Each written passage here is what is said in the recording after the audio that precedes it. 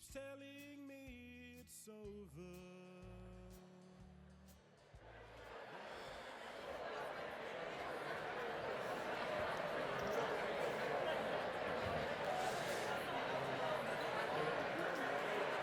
Kaya and Wandru, everyone. Hello and welcome. It's great to have you all here with us this morning as you find your seats at your tables.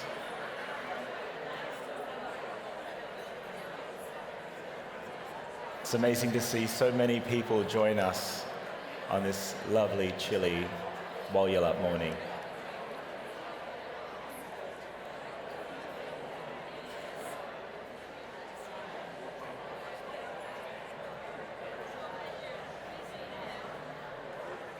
Without further ado, I would just love to start by saying firstly to our Aboriginal and Torres Strait Islander elders in the room, leaders and mob, we see you and thank you again for joining us for another National Reconciliation Week. To all of our Wadjala leaders, partners, members and allies, a warm welcome.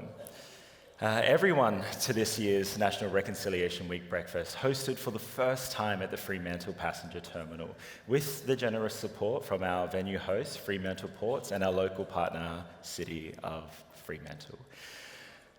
It would be remiss of me if I don't start by acknowledging the beginning of Reconciliation Week, of course, is Sorry Day. Sorry Day is a time for us to acknowledge and remember the past pain and trauma that our elders experienced. It's not lost on me as a young Aboriginal person and how incredible my life has been because of the elders that came before me and really pushed for truth, justice and healing, and really was able to keep our culture alive. So on behalf of Reconciliation WA, with deepest, most sincere, heartfelt apology, we are sorry, we acknowledge you, and thank you for joining us this morning. Now, being an MC actually isn't my full-time gig, but you must have done something right when they asked you back for another year. And I figured it could be one of two things. One, usually I just talk a lot and hope people laugh. Wow, tough crowd. Or two, they just realize I'm cheap and cheerful and no stranger to a microphone. I'm Toby Miller, a proud Larrakia Wodjikan man from the Northern Territory and the Cultural Engagement Manager at Reconciliation WA, and it's my absolute pleasure to be co-hosting alongside Reconciliation WA CEO, Jody Nunn. Thank you, Toby and Kaya, everyone. Thank you for joining us on this slightly chilly but beautiful Gerran morning. As you arrived this morning, you would have been offered a smoking ceremony by the Kala Marman, led by Rowan Collard, one of our Reconciliation WA board members, ensuring the Kwupra and the good spirits are with us here this morning. The Kala Marman were formed as part of the Wadjemup Wirin Bidi Ceremony, which we'll be hearing about more later in this morning's program. They now have a formal role to keep the cultural fires burning so we can continue to heal as we understand our truth and the historical impacts. But on behalf of Reconciliation WA, we acknowledge the Whadjuk elders and the people of the Noongar Nation, the traditional custodians of this land, and an honour being on their land here today and that honouring that connection to land, waters and their strong cultural ties to this place. You'll be hearing a lot of WWWs this morning. First of all, Whadjuk being the Noongar Nation we sit on today, Wadjemup being this place of Fremantle, and Wadjemup, the island we know as Rottnest Island. It always was and always will be Aboriginal land, but land we now have the privilege of sharing together. We're looking forward to being formally welcomed this morning as the formalities commence after breakfast. Dr. Elizabeth Hayden will welcome people statewide when we commence our broadcast at 9 a.m. May we make a special mention of all our Buddhias in the room, particularly those who will be speaking during the across the course of National Reconciliation Week. Known as the father of reconciliation himself, we have Patrick Dodson, the Honourable Davina Diana, MLA, member for the Kimberley, Dr. or Auntie Elizabeth Hayden, Auntie Frida Ogilvie, Uncle Ken Wyatt, Dr. or Uncle Richard Wally, also Commissioner for Young People, Tracy Ninyet, And on behalf of the Wadjemup Cultural Authority, Uncle Farley Garlett, Uncle Herbie Brofo, Auntie Sandra Harbin, Auntie Karen Jacobs, Auntie Glenda Kickett, and Auntie Lois May. Of course, we have our life members for Reconciliation WA joining us, Jim Morrison, and in absence, Carol Innes, and next generation leader with us today, and our keynote speaker, Tremane Baxter-Edwards, and all of our other special, incredible elders and mob who have joined us today. Before we continue, we just ask all Aboriginal and Torres Strait Islander people who are with us in person this morning, if you would like to, if you're able and willing, to please stand so we can honour your efforts towards reconciliation in Australia. So don't be ashamed, be game, everyone stand up if you can. Please join me in welcoming all this deadly mob this morning.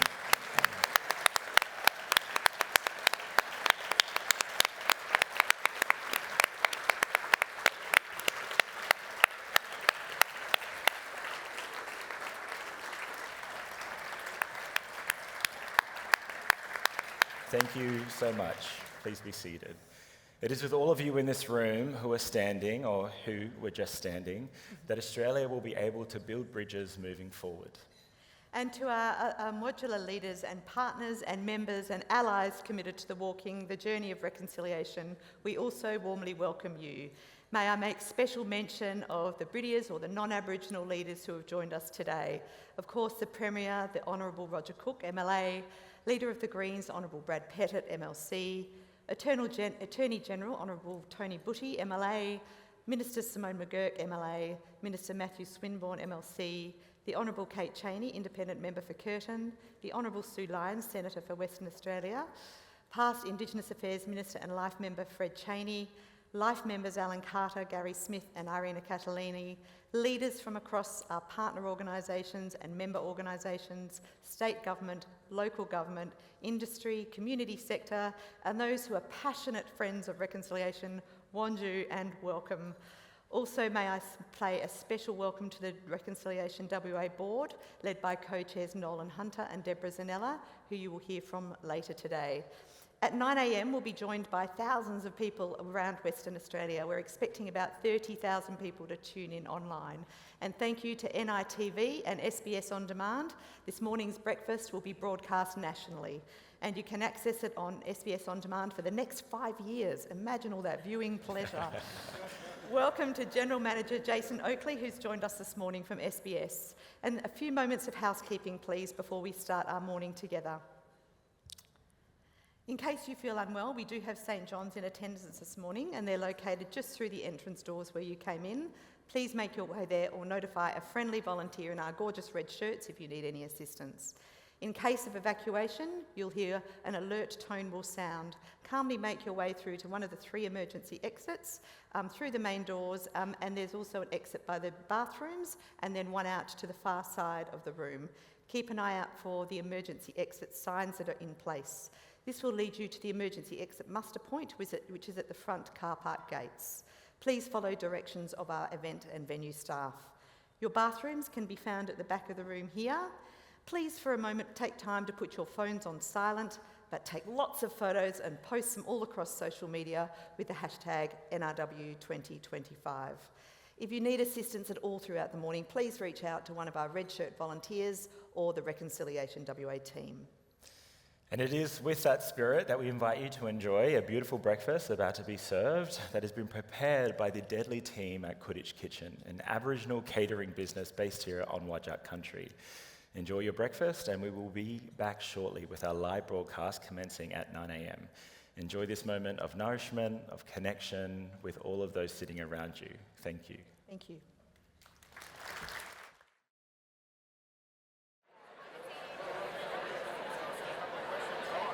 Good morning, everyone. We are back. Hope everyone enjoyed a delicious breakfast. We know it did take some time coming out.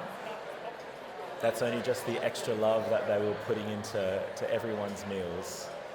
From where I'm standing, it looks like a lovely breakfast. If someone could save me a plate for later, that'd be great. And we'll just wait for a few more people to find their way back to their seats and their tables.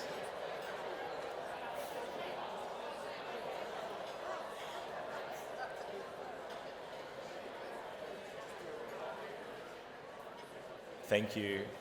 Hope everyone enjoyed their delicious breakfast. How amazing was Kudich Kitchen providing such a delicious meal to over 1,000 people in the room? Thank you. As the program gets underway, we did want to let you know that this morning there will be, this is a bit of a content caution, that throughout the presentations this morning that it may impact some Aboriginal and Torres Strait Islander guests and allies. And we just want to ensure the safety of everyone in person today, that we do have Yawuru Healing Services who have joined us again for another year to offer support to anybody who might need a yarn, and they're just outside into the foyer and off to the left, I believe. And we are so thankful to Yawuru Healing Services for joining us again. And the next part, it brings us to, to welcome us to this place of Wadjemup. Please, we welcome Uncle Trevor Wally with the City of Fremantle, and that's also Fremantle Mayor Hannah Fitzharding, Turid Calgaret, Jeff Addison as well, a member of the Wadjemup Aboriginal Cultural Centre, to share with us a little bit more about the city's reconciliation journey. So please join me in inviting them all up to the stage. Dance around here.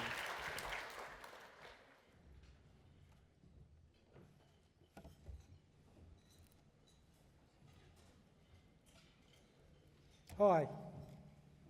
Hello. Hello. Hi. Yeah, it's good to start with a hi. Hello. How you going? You know. So my name is Trevor. I'm doing the Wadjemup Aboriginal Welcome to Country, the Wadjemup, the Whaling, the place of, the up is the place of the Whaling, and so they got me to do the Welcome to Country. So we say, Ngājanita Nanuk, so I'm here with you. Ngājanita Nanuk Kulinga Budja. Ngājanita Nanuk Kulinga Budja, so Kulinga are the children, we're children of the Budja. So we say, Ngājanita Nanuk Kulinga Budja, we are here, I am here with you as a child of this land. Ngājanita Nanuk Kulinga Budja, Budja Budjari, the land's always fertile. Ngājanita Nanuk Kulinga Budja, Budja Budjari, Mamaran Wadan, the father ocean, Gulmarnak, the great-grandmother sun, Konki Mika, the uncle moon, the Nalak Jinda, the stars. So when you see a falling star, we sing the songs of a child coming down. We sing, Bina, Bina, Bina, Bina, Bina, Boya, Kulinga Nini. The little child has come down as a falling star. So everything around us, the Milky Way, the Junda, the great-great-great-mother, the Milky Way, where she gives us the little children to come down to greet us. Ngājaneta Nanuk Kulinga Budja, Budja Budjari, Mamaran Wadan, Gulmarnak, Nalak Jinda, Konk Mika, Nalak Jinda, Kaya Kaya, welcome to Noongar country, welcome to Wajak. Thank you very much, and have a good day. Thank you.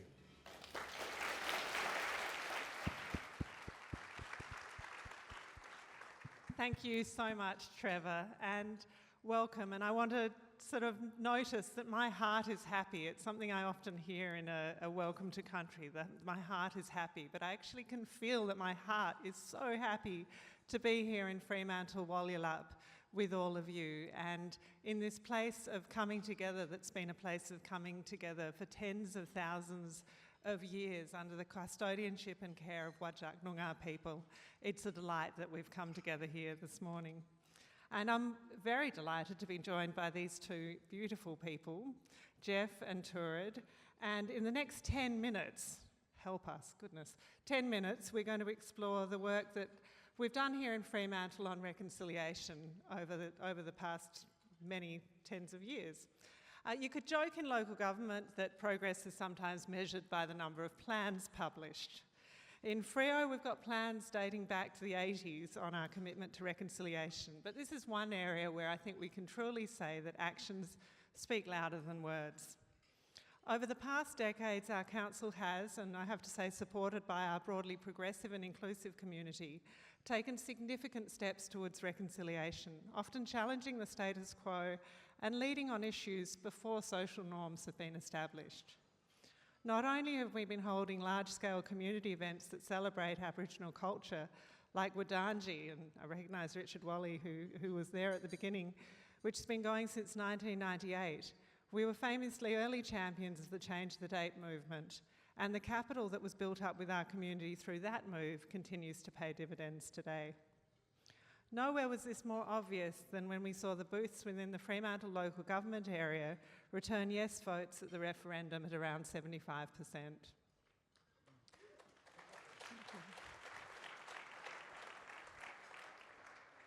So in response to feedback from our RAP group, we have, since the referendum, been focusing our efforts on truth-telling. And earlier this year, we held one of Australia's first truth-telling film festivals, and we've had amazing community engagement in truth listening. So Jeff, I'll start with you. Can you tell us a bit about your role on the Wadjemup Reconciliation Action Planning Working Group, or the RAP as we like to call it? Sure. I was volunteered, I think the word is, because I started off teaching, or telling the local other council they were unsure whether to support the referendum, so they got me in there, and we actually changed the whole fabric of the council, because it voted, only 2 people voted no, and that was our first triumph, and we kept on building up, and I was offered a place to learn more about the proposed referendum. So I went to 4 classes, and it seemed a shame not to go and help Fremantle and also East Fremantle, and those were the first steps that I took. Thank you. And we're moving from a stretch wrap to another stretch wrap now, so you're excited and the group's excited to move into this space. There's some ambitious goals. Yeah, it's really important to have one challenge and have another challenge that you can do. Not because you can, but because you cannot find out what you can do. You've got to do it. There's no stepping back. We've gone this far, we need to keep going further. Yeah, brave and bold. Thanks, Jeff. And look, we really appreciate the work that the RAP does in guiding us in strategy, in policy, in direction. And in Fremantle, we also want to make sure we give life every day to reconciliation. And one of the ways we do that is through the excellent work of the Wadjemup Aboriginal Cultural Centre, just down here at Arthur Head, Manduree. And I really invite you to visit if you've never been down to the WAC, as we call it. So, Turid, as coordinator of our WAC, tell me a bit about the work you do and what it means to you. Thanks, Hannah. Well, the WAC opened its doors in 2014, so 11 years now we've been operating as a cultural centre. We celebrated our 10-year anniversary last May, and we celebrated that milestone with a big community event that was well attended, well received. The highlight for me was the coming together of everyone in the community in celebration, not only for that purpose, but in support of the cultural engagement space that is the WAC. We create a culturally safe environment for not only artists and facilitators, but for our local elders and staff, whilst strengthening existing relationships with Aboriginal people and Torres Strait Islander people, the wider community and our stakeholders. And that's the important thing, you know, creating those connections and maintaining those connections for the journey forward, I think. And that's something that I'd like to believe that we do quite well at the WAC, through conversations, not only on an individual level, but organisational and the broader sense, through the inclusive programming or the workshops that we provide at the Cultural Centre. We try and do a whole varied, we have a varied approach, so we try and come up with things that would gain interest in the community to come along and learn more about our people, our history and our culture. And that's amazing for us, because through these sessions, I believe that's where the magic happens. There's a lot of conversation in that space, not only between the facilitator and the participants, but outside of what they're actually learning in that session. So we often hear a lot of laughter coming from that space, which is amazing. And it makes me feel we're on the right track and doing our part through inclusion, engagement, education and collaboration for the sake of reconciliation. Thank you, Turid, and I certainly know when we go down there, there's a lot of laughter coming from the building, but there's also a lot of really important conversations happening. There is a lot of conversations around language, around art, around culture. Yeah, we're doing Noongar language, cultural awareness training, the Manjari Trail tours. There's something for everyone, damper making, storytelling and all sorts. Come down and say kaya. Yeah, absolutely, open every day of the week. So look, our objective this morning hasn't just been to showcase the good work that's been happening over many years at the City of Fremantle, although I hope that to a small extent we've done that, but it's been to offer you an invitation to consider what moves you can make, whether they be big and bold or simply building into your everyday business, opportunities for your community to connect with First Nations people and stories, to learn about the truth of our often untold past and to promote understanding and respect to drive positive change. Much like colonisation and the arrival of the first people from Britain happened here down in Fremantle on Bathers Beach, and colonial activities spread out from here in Fremantle, what we hope today is that reconciliation too can spread out from this place. Thank you very much.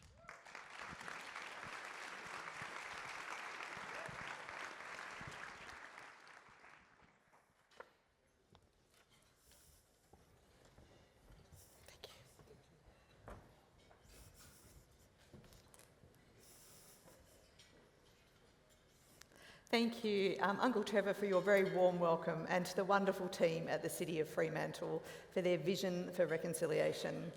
We know much of reconciliation happens in place, and Fremantle are real leaders in this work. I'd now like to invite to the stage the Fremantle Port CEO, Jody Ransom, to share a little bit about the Port's reconciliation journey. Please welcome Jody.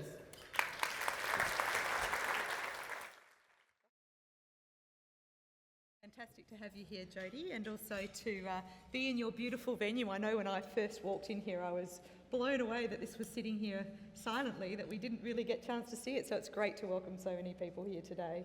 Yeah, thank you, Jody, and it's a privilege for us to partner with you on this event. It's always great for us to showcase the terminal here. The passenger terminal has a great history, so welcome everyone here.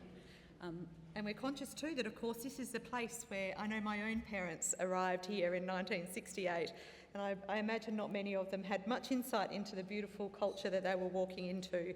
So, as a point of welcome to people arriving on Noongar country, how has the Ports recognised this and prioritised reconciliation and sharing the powerful story of 65,000 years as people step off those big boats outside? Yeah. Well, as we said, we're here in the passenger terminal today, and this building has been around since the 1960s and it is heritage listed. Before that, though, this site was an important site for Indigenous culture for tens of thousands of years, and a meeting place and fishing place for that population. So as we move forward on our journey, we like to recognise that in our story.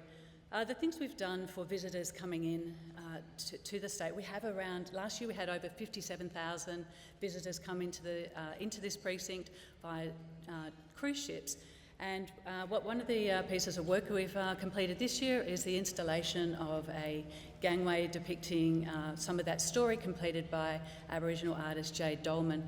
But as you head further into Victoria Quay precinct, we've also connected more with that Indigenous culture through some of the other artworks around the Maritime Museum. So at the front of the Maritime Museum, you've got the Dwerda there, a sculpture of the Dwerda, and you also have the Woggle painting leading you to that. Throughout that precinct, in some of our seating area, you also have some Indigenous artworks as well.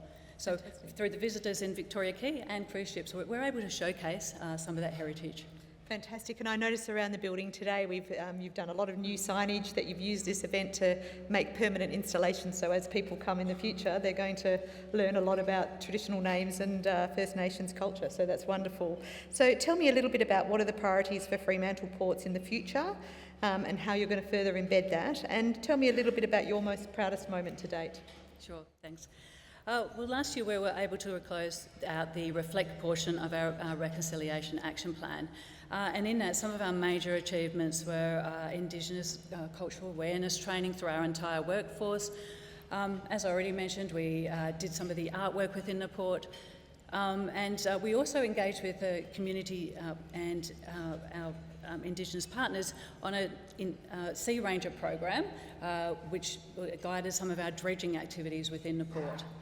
As we move forward, our priorities or our focus areas as we move forward onto the Innovate part of our Reconciliation Action Plan, we'll be looking at Indigenous recruitment, how we can increase our procurement spend within the port precinct, and one of the really key ones for us is that engagement as we go into our major infrastructure investments so that we can have early engagement on the matters that are important.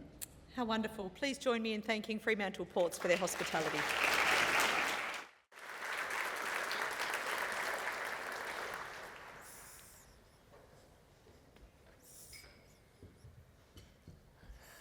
Thank you so much, Jodie, for that. You would have seen and heard this morning that we've heard various versions of the welcome and acknowledgement of country. These ancient traditional customs are as old as our people. It is one of the most sincerest ways to show respect.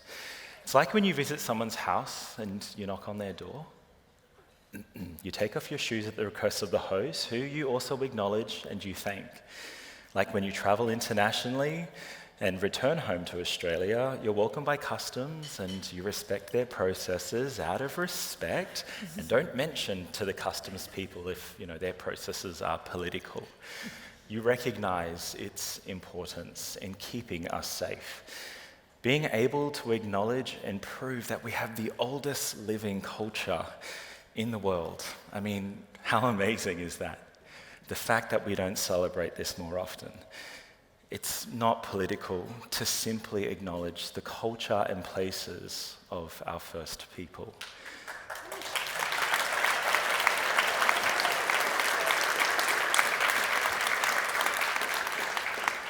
And acknowledgement as well is just education. It's connecting us to place and all the 300 plus Aboriginal countries across our nation, which we are lucky enough, all of us, to call Australia home. Just as we build ramps and that makes places accessible for people or translations for multicultural communities, we acknowledge that those people too, they need to belong, and this just creates safety. This is what an acknowledgement is all about: learning, connection, respect, and ensuring that everyone is seen, valued, and belongs. An acknowledgement is free, and it's intended to unify us. It's a simple sign of respect, and respect is priceless. And it's with that, we're about to start our live broadcasting of this event. Don't get the shakes now, Toby and Jodie. We're good, we're in this, yeah. So you have about 7 or so minutes. If you need to do any last minute moving and shaking and stretching before we begin. Also, finally, it was very remiss of me to not acknowledge one elder who sits on our Reconciliation WA Advocacy Committee, and that's Arnie Bagshaw. So Arnie, I acknowledge you. And I know there are many elders in the room that I would love to acknowledge personally. I see you, but that list would be very long if I stood up here acknowledging everybody. But I see you and thank you all for joining us today, honestly, from the bottom of my heart. It's great to have you here. So yeah, about 6 minutes now. Moving, shaking, toilet break, coffee, tea, please. We'll see you back here in 6 minutes. Thank you.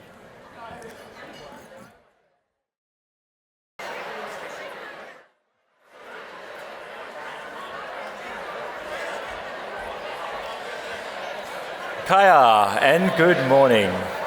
Everyone around the state and nation who has joined us and tuned in for this year's National Reconciliation Week breakfast. It's a delight to be back with you again this year and to be broadcasting live on NITV to the 1,000 people here live in the room and to everyone across our country. We're here in Wadjemup. Hello, and a huge warm welcome to everyone tuning in via online, at a watch party or at home. It's great to have you with us. My name is Toby Miller. I'm a proud Larrakia Wadjemup man from the Northern Territory, and I'm the Cultural Engagement Manager at Reconciliation WA. But for this morning, it's my absolute pleasure to be your MC alongside Reconciliation WA CEO, Jodie Nunn. Kaya to everyone. It is fantastic to have record numbers joining us state and nationwide this morning. I'm a first-generation Australian living on Noongar country, and I have the great pleasure of leading the incredible team and welcome both the board and team as we host you here this morning. Wanju and welcome. A special acknowledgement to all elders and mob, businesses, community leaders, members and allies in the room and at watch parties online. It's fantastic to have you with us for what will be an enriching morning. We're coming to you live from Fremantle Passenger Terminal here in Wadjemup on Noongar Budja. From wherever you are across our beautiful state, from Broome to Esperance, Kalgoorlie to Shark Bay, we warmly welcome you, acknowledge you, your people, the countries that you're tuning in from. We honour the original custodians of all your countries. It is with utmost pleasure to be in the presence of esteemed Noongar Elder Dr. or Auntie Elizabeth Hayden to formally and officially welcome us all to Wajak Noongar Budja. To bless us with her welcome, a round of applause as she makes her way to the stage, please.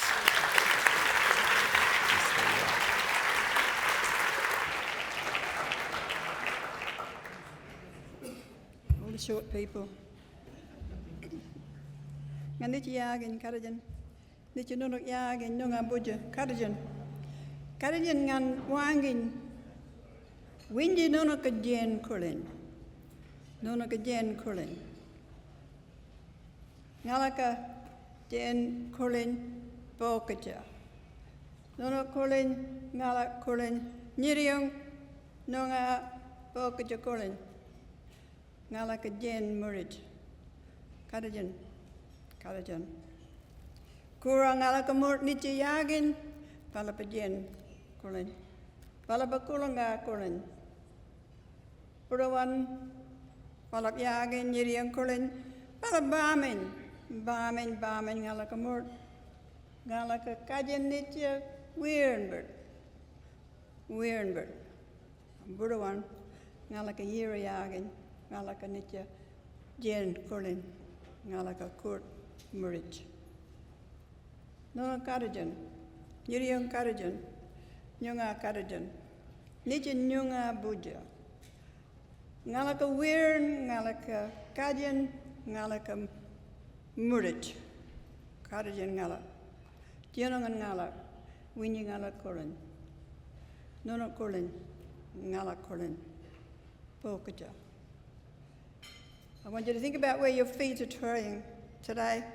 Your foot is treading and you're actually standing on Noongar country.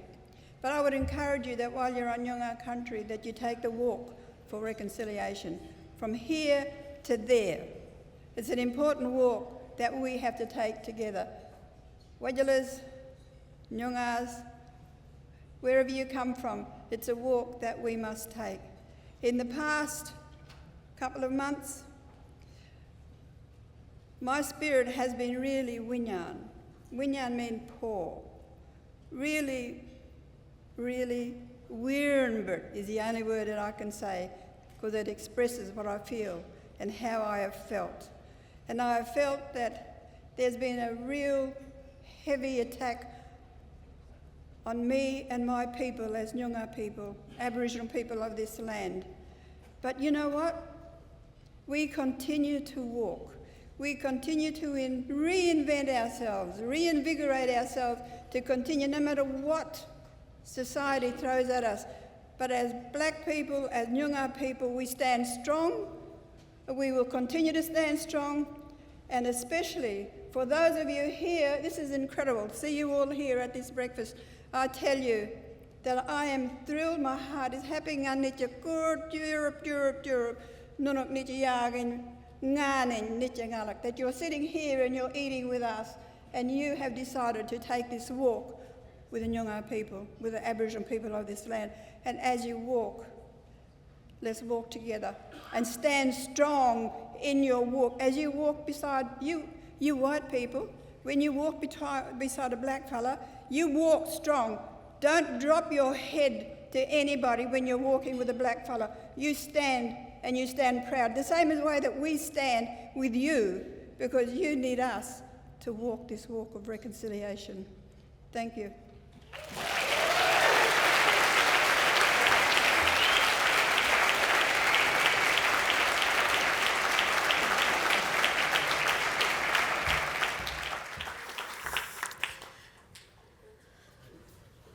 Thank you, Auntie Elizabeth, for a beautiful welcome, and we will stand tall and we will stand strong next to you, absolutely.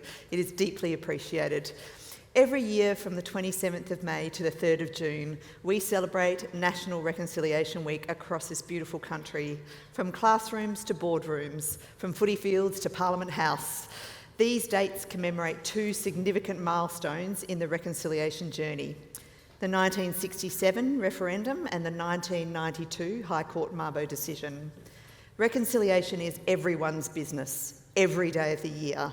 But this week is a chance for all Australians to get involved and get focused on the year ahead. And we have been marking this week on these dates for 30 years. Reconciliation is about building and strengthening relationships between First Nations people and other Australians. It is about building a better nation, a more just and united Australia that respects and celebrates more than 65,000 years of Aboriginal and Torres Strait Islander cultures, stories and achievements. An Australia that believes in the rights of First Nations peoples to make their decisions about their own lives in their own communities. This year's National Reconciliation Week theme is Bridging Now to Next. It calls on us to step forward together, to build on the legacy of those who carved the way for us, and to make our own mark on the path to truth, justice and equality. Australia's road to reconciliation hasn't always been smooth or steady. We've made great strides and we've encountered disappointing setbacks, but we've kept going. This year is the 25th anniversary of Corroboree 2000 and the Walk for Reconciliation across Sydney Harbour Bridge. It was a landmark event for reconciliation. On a clear, cold blue sky morning, not dissimilar to this morning, 250,000 people walked across Sydney Harbour Bridge in support of reconciliation. It took 5 hours to get that many people across, and it was the biggest political demonstration the country had ever seen, a sea of people walking together for one cause. Similar walks have followed around the country, and a number of those continue to this day. Let's take strength from that time and the movement and energy it harnessed. National and state curriculums are slowly embedding from early learning to Year 12 about First Nations histories, cultures and languages. More than 3,000 workplaces and organisations now have a reconciliation action plan impacting more than 5.5 million Australians who work in those organisations. And 75,000 Aboriginal and Torres Strait Islander people are employed by an organisation with a RAP. We can't ignore these fantastic figures. But we're not stopping here. Bridging Now to Next is about understanding these legacies and building on this work. This means doing the hard work of unearthing and acknowledging the true histories of our nation in order to lay the new foundations. It means calling out racism, and it means being committed to anti-racism. It means doing the small things that lead to big changes. The 2023 referendum was a disappointing detour, but our determination is unstoppable. Now, in 2025, we urge our leaders to strengthen in unity and cohesion through policies driven through a prism of reconciliation, truth-telling, self-determination and justice. National Reconciliation Week is a time for all Australians to commit to reconciliation, to take up the challenge of bridging now to next. Today at our live event, we are in Wadjemup, the place of the woylie, home of the kangaroo rat, or in other names you might know it as the brush-tailed batong. The Fremantle Harbour, of course, has its own layered history, as we've heard this morning. Built between 1960 and 1962, it became Australia's largest passenger terminal and the only one capable of berthing 2 cruise liners simultaneously. In the decades following World War II, this terminal welcomed hundreds of thousands of migrants seeking new beginnings. For many, Fremantle was their first step onto Australian soil, a place of hope, uncertainty, and the start of a new chapter. But before long, these arrivals, this land was and remains the country of Wadjemup people. The Derbyl Yerrigan, or the Swan River nearby, is central to the dreaming stories, including that of the Wargle, the rainbow serpent who shaped the rivers and waterways. There are two histories of this place, and we need to understand that, pre- and post-colonisation. And we can be stronger together when we can openly proclaim and acknowledge our shared history. That is our truth. And as we reflect on the theme Bridging Now to Next, it's fitting that we're here on a site that has been both a point of arrival and a place of deep cultural significance. Today we honour the ancient connections of this land and the diverse journeys that have intersected here. It's our pleasure now to introduce a wonderful story about this place, created from community engagement with Noongar artist Rakita Wally. The story of Wadjemup and Fremantle Harbour has been created into an expressive video. Community participants responded to the project by identifying the themes of place, connection, and culture. Using the ancient form of shadow puppetry to bring this story to life, it's now my pleasure to invite you all to view Wadjemup, Bilya, Dandrabin, Wyndham, where the river is meeting the sea.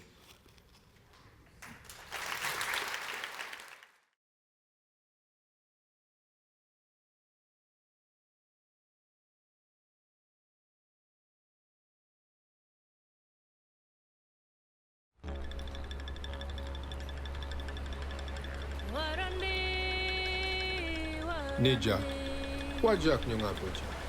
This place here on Nyunga country, we call this place Wadjemup, Fremantle.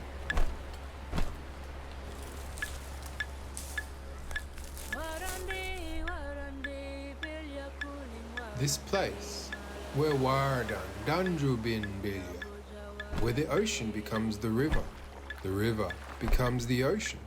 This place is a special place, a dreaming place. A place of plenty, bola jilji, many fish, kepa, fresh water,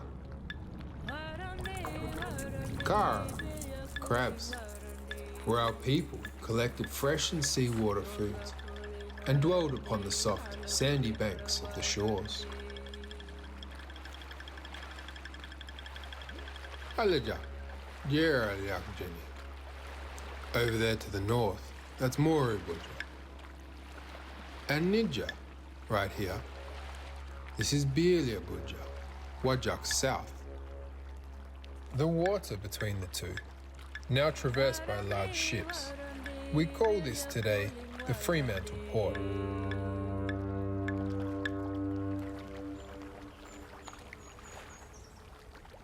But not too long ago, a series of sandbars existed along the Derbyl Yerrigan. Our people used these natural land bridges to cross the river, and Nija, right here was a crossing, from Muru to Bilya, Bilya to Muru, a shared border between the two. Aliwa, Kepyura. The sandbar here was beneath the water and not so easy to cross. When the tide would rise, the wading would turn to swimming. And this is where the men would cross. And when the tide would rise, the Yorga and Koranga, the women and children, would head to Jondala, Point Walter, where the waters were shallower, much safer to cross. Since these times, this place has changed. The sandbars were blasted. The waters were dredged.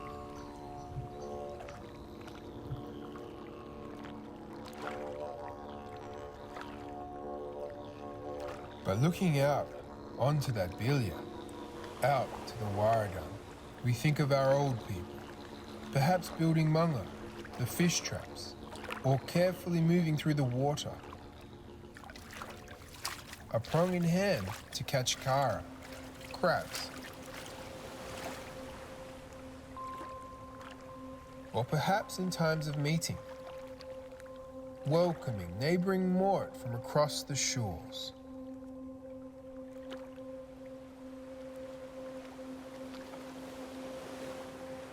Or maybe the sound of Demanwangi.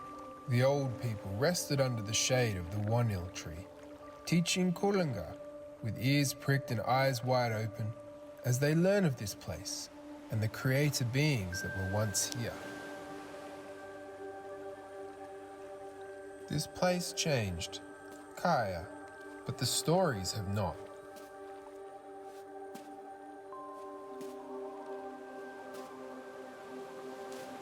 Our old people's footprints have been washed away and their voices carried off into the salty sea breeze. But Nidja, they are still here.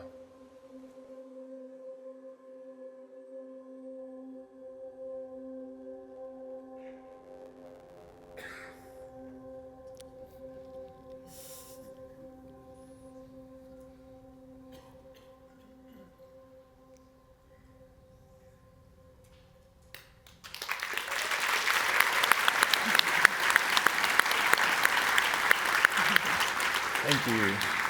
Thank you for this Murich work, Rakita, and all the community participants. How lucky are we to be gifted stories of Noongar people to ground us in this place?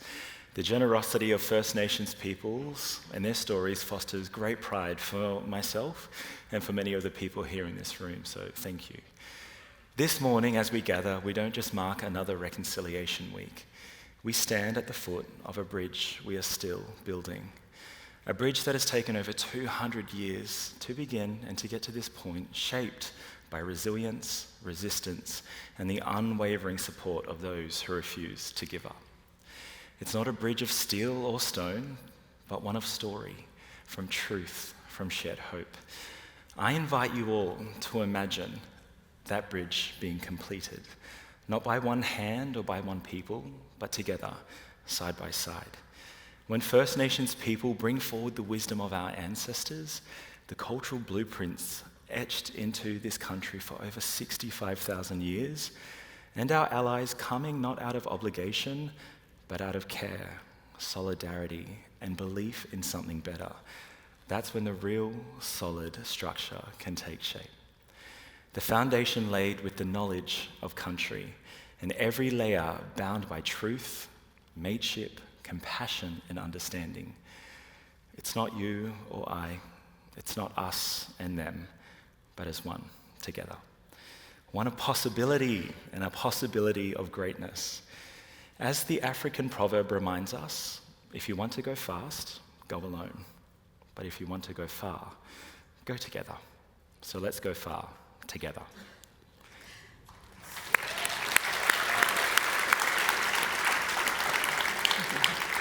Before we continue, we'd like to offer a content caution for our Aboriginal and Torres Strait Islander people present today and online. Today may present some topics, discussions that may be difficult to hear. There are videos, recordings and photos of people who have passed on into the dream time. At any point if you're feeling overwhelmed or upset, please, we encourage you to take time with your community to yarn and share. Last year there was a strong focus on truth-telling, with a historical healing ceremony that happened across the sea on Wadjemup, which we will return to this year. But today, we first start our place in Wadjemup, this place in Fremantle.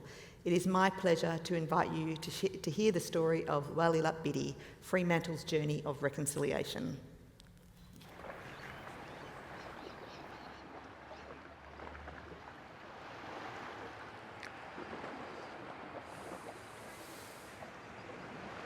Kaya Wanju, Niju Wadjemup, Wajak Buja. Hello and welcome to Fremantle, a place full of history, culture and coastal beauty. Wadjemup Fremantle has always been a place of cultural significance for Wajak Noongar people. With legendary stories of the Wagu, a giant snake-like creature, draining water from Noongar country, flowing down Yawuru and out to the ocean through Fremantle.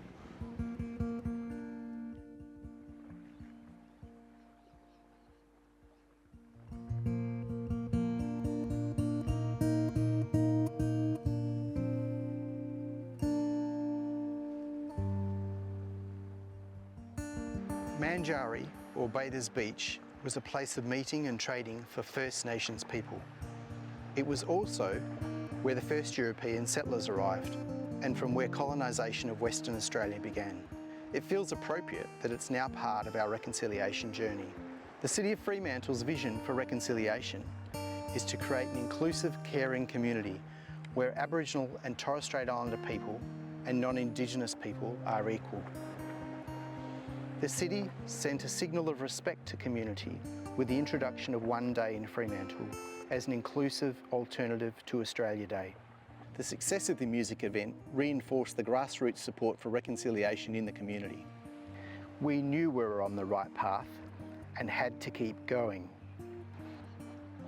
In 2018, we made a public commitment to the Yawuru Statement from the Heart. The following year, we produced our first stretch rap, setting ourselves 100 deliverable outcomes over 3 years.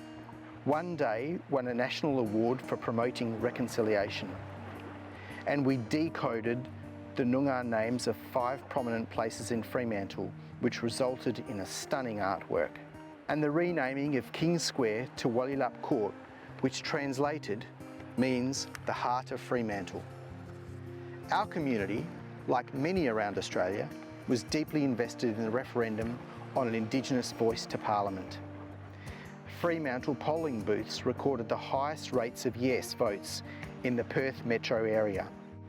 Despite the ultimate no result, the local verdict gave us the confidence to continue. With our RAP working group, we vowed to refocus and keep moving forward. It was then that our truth journey began. People across Fremantle opened their backyards to listen to stories and yarn about the truth of our collective past. We hosted a film festival showcasing stories about the impacts of colonisation and the resilience of First Nations people. The experiences have been profound and emotional, but we're not done yet. Our second stretch rap pushes us even further, with potential for a treaty between the city and traditional owners.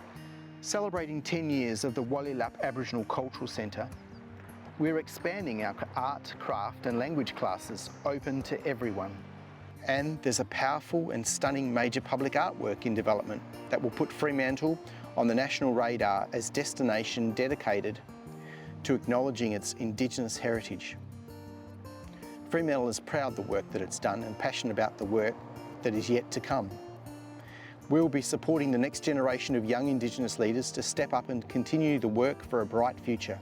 As our elders remind us, we are standing on the shoulders of giants. Fremantle is leading the way in reconciliation, and our commitment is strong. It can be done in your community too. Yarn with us to find out how.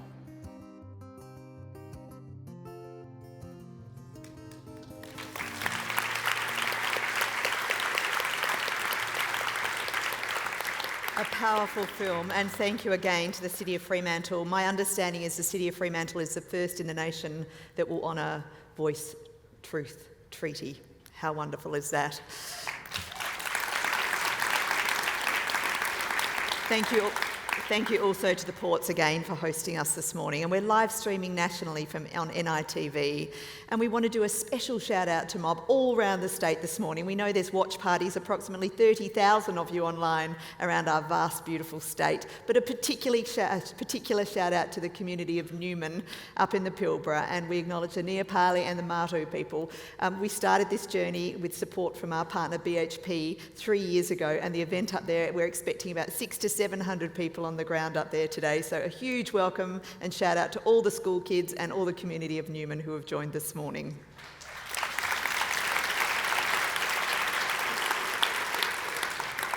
We also know there's watch parties happening across the Perth metropolitan area, up to the Gascoyne, in the Kimberley, the Great Southern, Midwest, Wheatbelt and Goldfields, and of course the Pilbara. So to everyone online and interstate, we must mention a huge hello, and to all the school kids that are tuning in today as well. It's wonderful to have you online. And so those big watch parties outside of Perth are really part of this morning's experience, and we really do welcome you. It's now my absolute pleasure to welcome Western Australia's Premier, the Honourable Roger Cook, to provide the opening address. Thank you.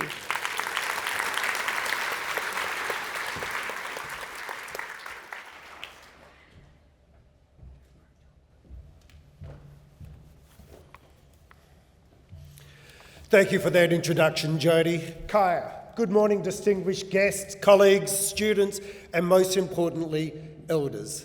Thank you, Wadjemup Wirin for the smoking ceremony this morning, and Kulich Kitchen for your incredible breakfast. And thank you, Auntie Liz Hayden, for welcoming us here today to Wadjuk country.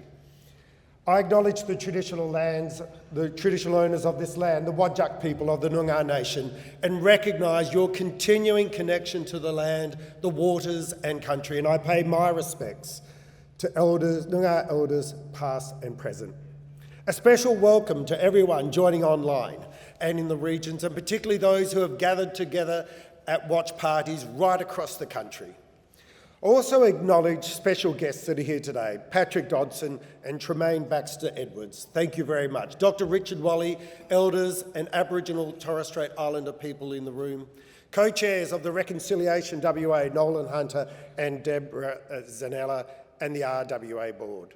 All distinguished guests, and in particular, can I also acknowledge current and former members of Parliament, but in particular, the member for Kimberley and Parliamentary Secretary to the Premier, Davina Dana. It's great to be here with you this morning at the Yawuru Passenger Terminal. This is an extraordinary building that has seen the lives of so many people, and there's so many opportunities to reflect. I was talking to a young member of our public sector earlier whose grandfather came through here as a new Australian some decades ago.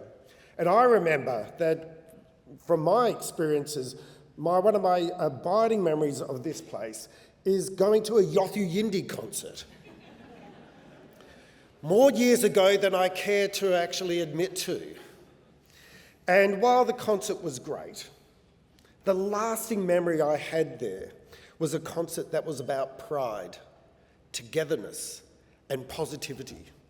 And I can feel all those emotions today as well, as I look out across this incredible function and really with great pride, just thank everyone for the opportunity to join you. I'm so grateful to be here at Yawuru this morning, to join hands with fellow Western Australians, to lend an ear, to listen, and to humbly stand before you to tell you why we, as a government, are serious about reconciliation. I think about last year's National Reconciliation Week event. Last year's National Reconciliation Week event was the first to be held in the wake of the Voice referendum. The first since Australia made its decision to not disrupt the status quo. I know for many, that result was bruising. And the idea of turning up to talk about reconciliation is so important, which was probably met with some apprehension.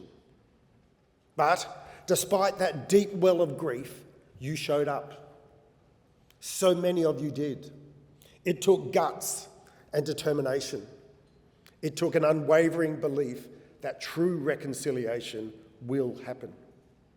And it demonstrated to me that no matter what, the fight for justice and rights of First Nations people will and must continue.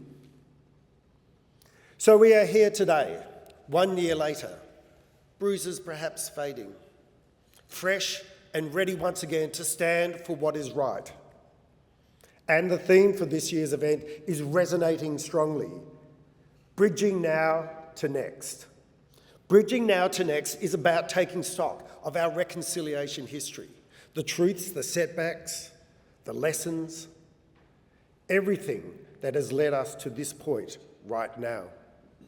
And applying that to our next trepidatious step towards building a more united and respectful nation. I've thought a lot about this, especially since the referendum. Where to next? If I've learned anything from my years in politics and working closely in Aboriginal affairs, it's that true progress rarely happens unless you take people with you. But how do you do that? The answer is, for the most part, increasing understanding, education.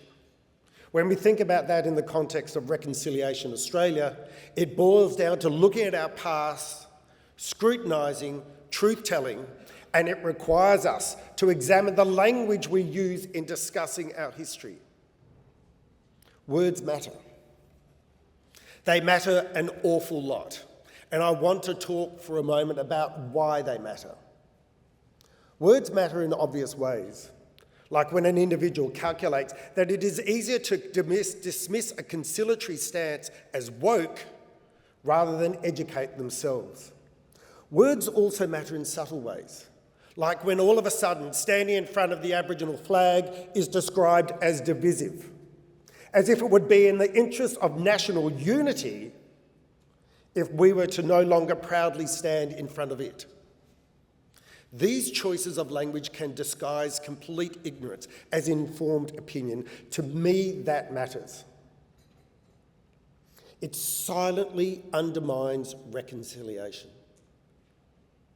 You'll find other words in the laws and policies of yesteryear as well.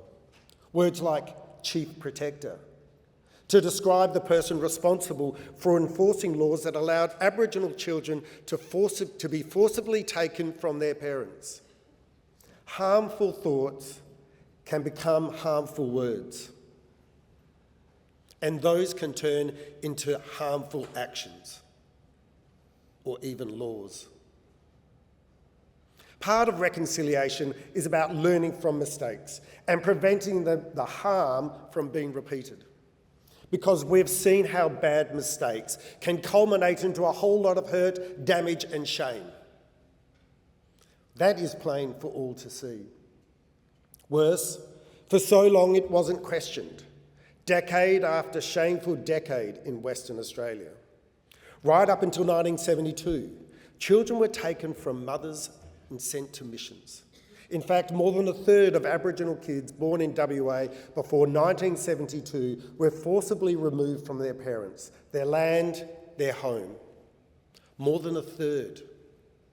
Left with unanswered questions about their fate, their identity, their culture, their family, their connection to country. And the biggest question of all to the government responsible is why? Why did they do this?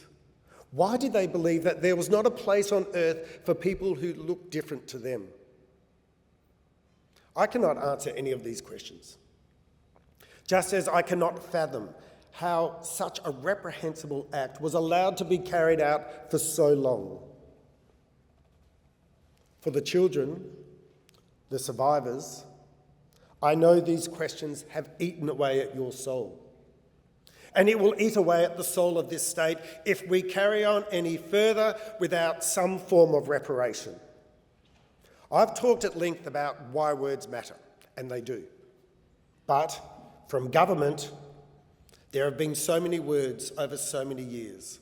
In 1997, following the tabling of the Bringing Them Home report in the Australian Parliament, the WA government formally apologised to Aboriginal people and communities for the harm caused by their past policies. And on behalf of the WA government, I again say sorry. Sorry for the separation of families, for the removal of children from culture and from country. We deeply regret this shameful period in our state's history and acknowledge the profound impact that this has had on Aboriginal families and people. Today, I want to leave you with more than just words. I want to leave you with action. Today, I can announce that the WA government will deliver a redress scheme for living members of the stolen generations of Western Australia.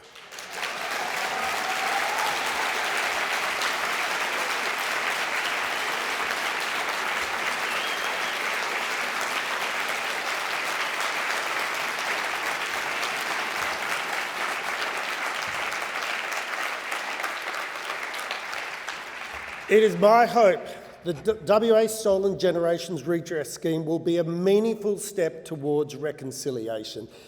This is how the Stolen Generations Redress Scheme will work. We will provide a payment of $85,000 to each Aboriginal person who was forcibly removed as a child from their family in Western Australia before the 1st of July 1972. A vital part of the scheme will involve partnering with Stolen Generations in organisations in WA to develop additional measures to support ongoing healing and truth-telling initiatives. And I'd like to acknowledge the hard work and advocacy of these organisations who helped us reach this point today. I also want to be clear on this point. No amount of money could ever make up for the experience of Stolen Generations members and their families and the ongoing impact and effects on people's lives. These payments are an acknowledgement of past injustices. It does not correct what has happened, but it does hopefully provide a path forward. And I know there are elderly members of the Stolen Generations who have waited so long for this, some in the room today. There's no doubt it's overdue. On this basis, I've asked my department to design a scheme that will see payments for elderly members rolled out as quickly as possible. I expect the scheme to start towards the end of this year. And I commit right now to working with organisations involved in the Stolen Generations to ensure their scheme is being delivered in a trauma-informed and culturally appropriate way, in a way that prioritises the well-being and healing of members and their descendants. So that's enough words from me today. As we move forward, I want to again emphasise that truth-telling should be our guiding principle in a reconciled Australia. It beckons us to listen and understand and acknowledge the stories that have been obscured and in some cases wiped out altogether. In truth, we find the foundation for justice and reconciliation. It's a foundation laid by brave individuals like many Stolen Generations survivors that have stepped forward and shared their experiences with me over the years. Thank you for having me today. I'm humbled to at last offer the WA Stolen Generations Redress Scheme as part of National Reconciliation Week. And I'm grateful for the opportunity to join you at this important occasion today. Thank you.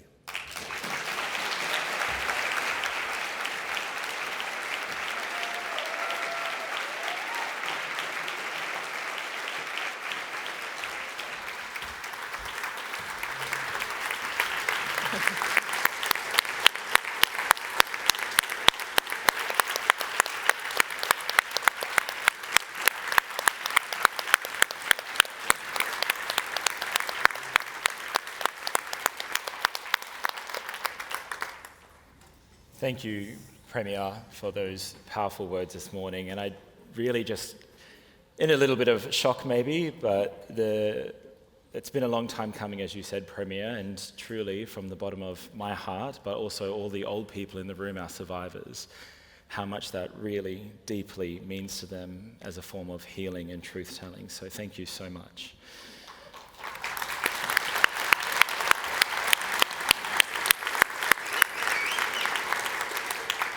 As we know, with truth-telling and justice, there can be no healing and vice versa for that trinity of themes that we see.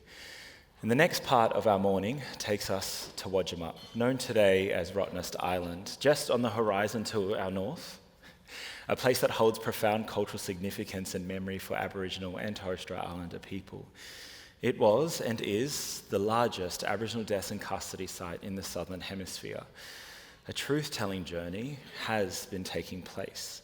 The Wadjemup project has been guided by elders and knowledge holders who have generously shared deep cultural authority to help us understand the spirit of this place.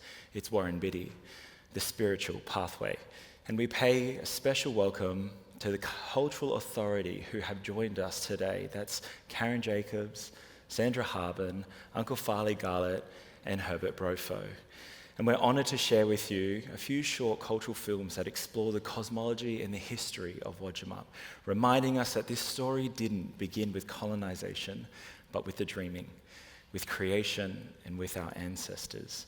And we offer this with care and caution. For many, these are sacred stories. And for many more, this is a truth that has been silenced for far too long.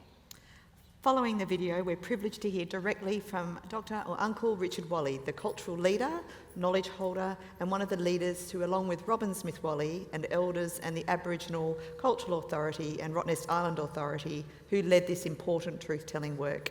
Let's now take a moment to view this powerful film produced by Black Russian Productions and Rottnest Island Authority, focused on the history and journey of Wadjemup. Uncle Richard will then lead us into listening to some of the elders speak and share a following video of their involvement and participation in this important program. Please join us in turning to the screens.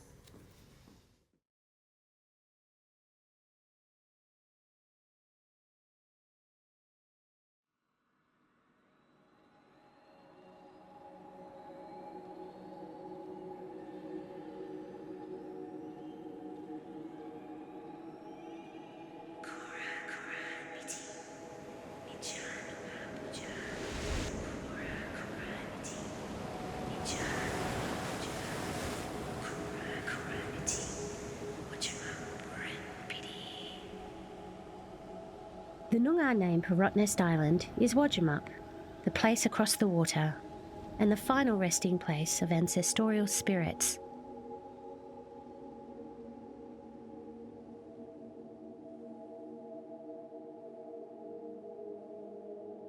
Wadjemup can be seen from the mainland as a small island, but 20,000 years ago, it was a high point of country before the last sea rising.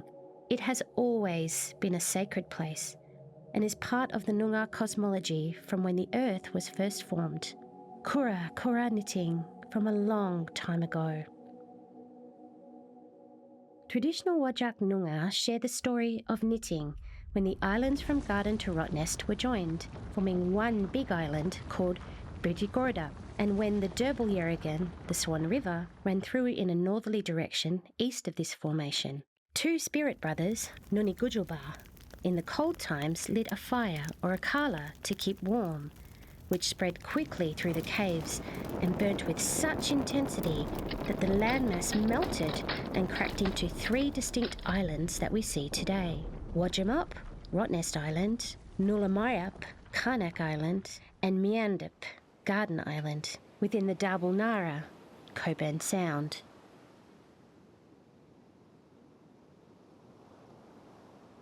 This story, like other creation stories, is an ancient way of making sense of the world, like current traditions and protocols still practiced on the island, the sand and smoking ceremony, and asking the bad spirits to go away and the good spirits to come in peace.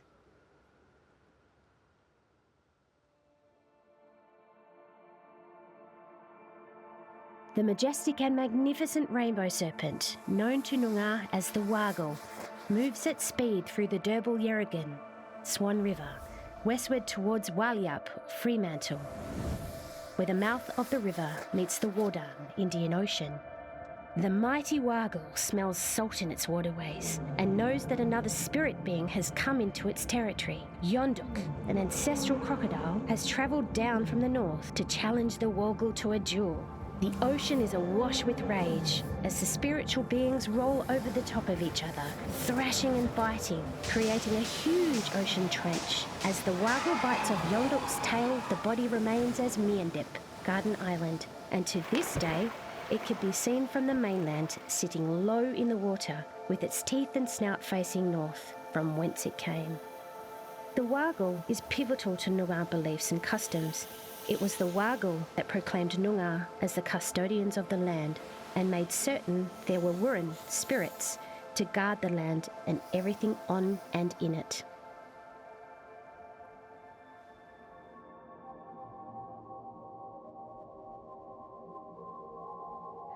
A Noongar elder Wankaning speaks of the sea level rising around 10,000 years ago, trapping many spirits under the sea. The only way these spirits can return to the land is through the whales, the marmal.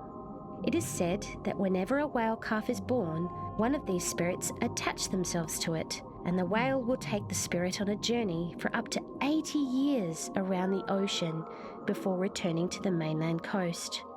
The whale will naturally want to beach itself. The Noongar marmen, or men, would prepare a ceremonial knife called a darp, which was used to cut the beached whale open. And when the blood from the whale ran into the budjar, the people would be satisfied that the spirit had returned back into the land.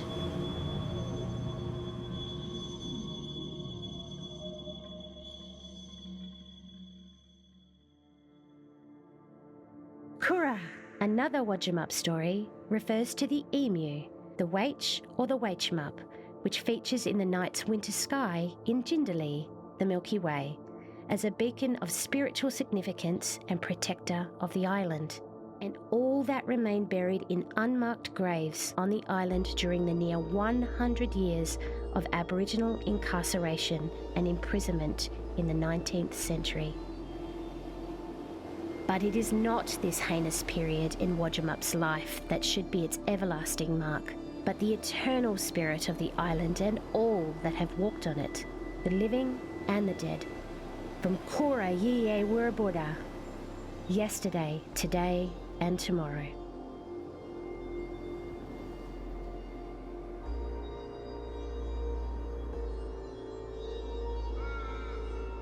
This site is sacred to Aboriginal people.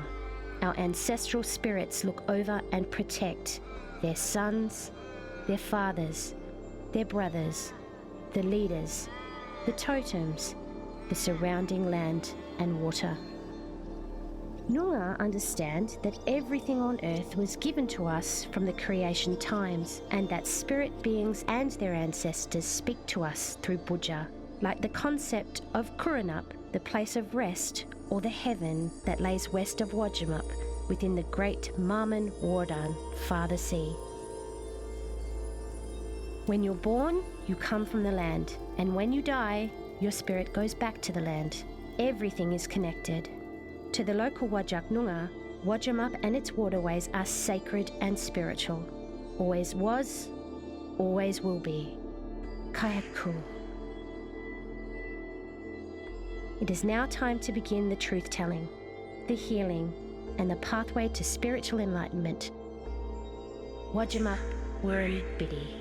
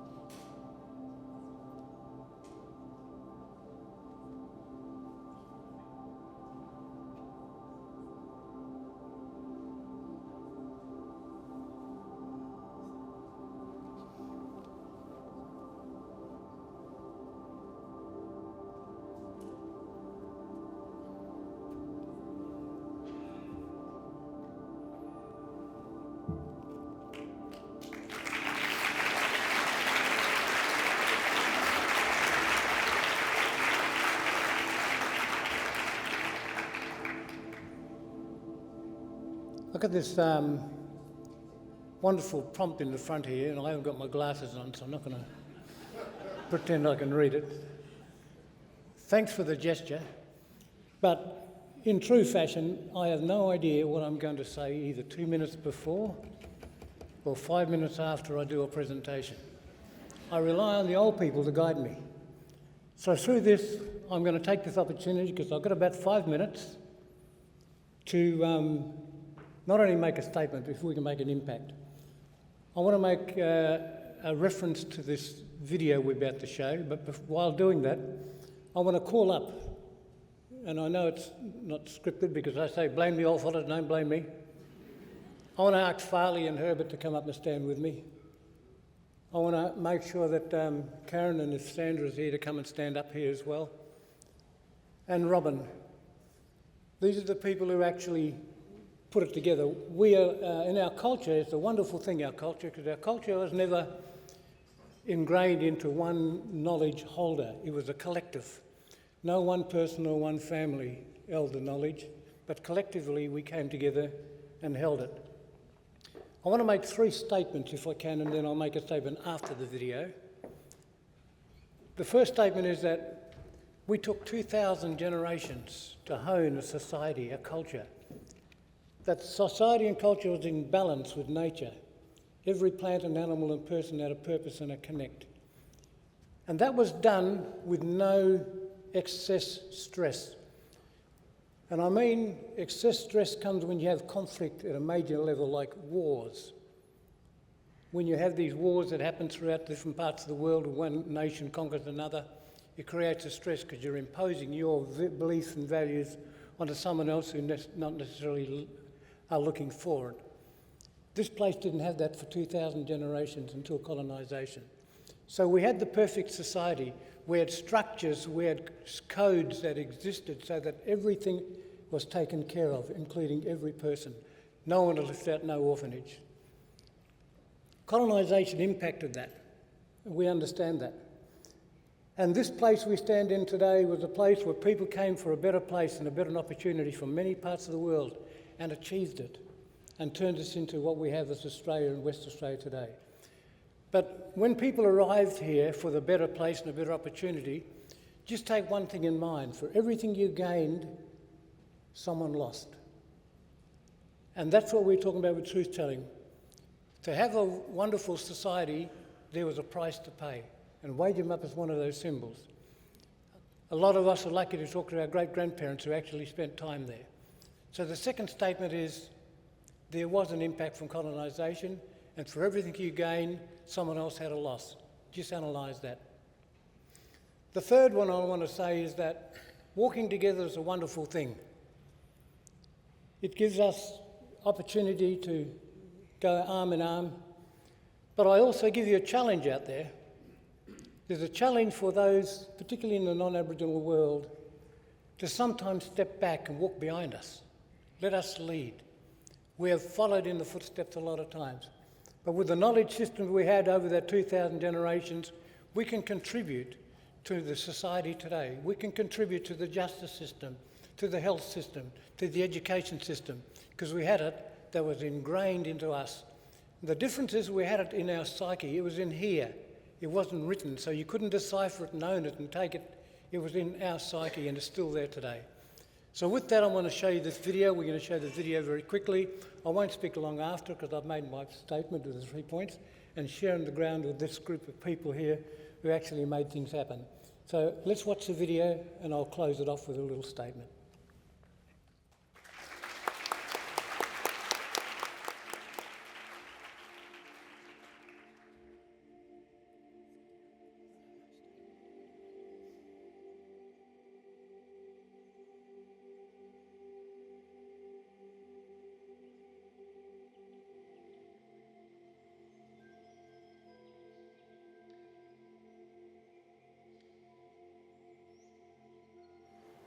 To me, if you don't finish a story, and if a story doesn't have a ending to it, it doesn't mean nothing. A story like this needs to be told because at a time now in Australia, our culture is slowly dying. Oh, look, this project, I guess, is one of the big leading projects at the moment to do with truth-telling. It is the biggest project in Australia to do with deaths in custody for Aboriginal people. It was through conversations and through conversation in the community, people talking about Wadjemup, talking about bones being found out there and things being unearthed. And as I got old and became more of an elected leader with the mob, it was like something has to be done about this. And look, the consultation process was, to me, the key to everything. It was first of all, getting young ass together. I mean, the difficult thing that in the conversation we had, us senior men, was getting all the community involved and ask them whether this was important for them to get done as well. It's not an easy job getting young ass together to focus on one specific thing, but then also connecting with the with the people from outside of our country that were laid to rest out there, or were out there that hadn't been laid to rest, was paramount. We had to talk to them. We had to see whether they wanted it done and was it important for them. I remember the first place we went to, Richard spoke, Brother Richard, and one of the mothers I knew, her grandfather, said, "What about more urban settlement?" So something in me just started to stand up. So I got up as a Noongar man, Wajak man, through grandmother, to ask for permission to look after the men and to make sure that everything goes right. Like most traditional owners from right around WA, I think we are intrinsically linked to Wadjemup due to the fact that our young men were taken from across WA and brought down to Rottnest Island, where they were forced to work and then eventually were buried on the island as well. So there is that significant connection. These men represent a place in history where if they would have all been eliminated, we wouldn't be here today. But I think this truth-telling allows us, or this time within this process really allows us to drill down deep into some of those real dilemmas that the men and then the families faced during this time. The truth-telling will also allow us to talk about the role of women within this process. So women always stayed close to their men and followed them down, especially those that came across country on foot. The apology by the Premier Cook, I think, was very significant, I think across the country as well, in recognising events like this that have occurred in the past that haven't been acknowledged by any governments, I think. So that was very important for the state government to do that, but I think also important for traditional owners in getting a very sad part of our history acknowledged. An apology is just a start, not only for me, but for the rest of the people that lost loved ones along the way. It's the biggest sorry day or sorry process and grieving process that I think all of us have ever been involved in. The logistics were significant when you're dealing with so many people coming down from all over the state in each one of their groups. Well, engaging in the private ceremonies was, I guess, the culmination of everything else that we'd done. The finalisation of what we did out there and the culmination of the ceremony and the last day, what it said to the wider community is to go out and enjoy, but also understand that yes, Rottnest is a great place to go for a holiday. Yes, it's an happy place, but there were some very sad things and very tragic things that happened there as well. And just remember the history of Rottnest while you're out there enjoying yourself. So I'll take this opportunity while the credits are running to pay tribute to the Rottnest Island Authority. If they could stand up and be recognised, they actually came on the board. This is Aboriginal led. So the group up here, plus another, and thank Auntie Liz and Trev for the welcome this morning. But if the Rottnest Island Authority people could stand up, and also Premier and Cabinet, who we first started with many years ago. If they could stand up collectively, please. You could, those, no one's standing up. Wait at the back. Anyway. Premier and Cabinet.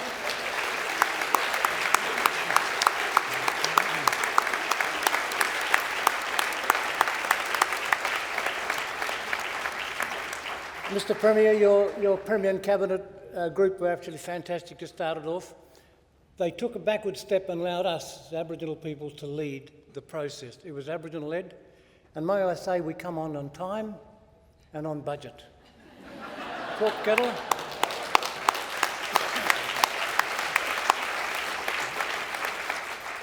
That's not a hint to other major projects that have taken place around the thing. But if everything was Aboriginal led, you'd get an outcome on time and on budget. But thank everyone. May the good spirit be with us. Collectively, we can do things, and we like to thank Reconciliation WA for putting this on. Thank you.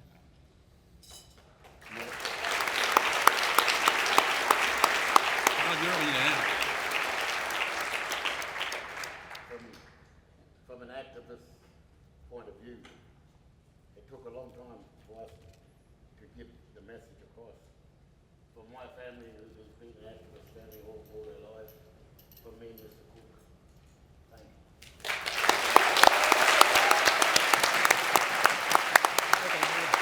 Okay. Thank you.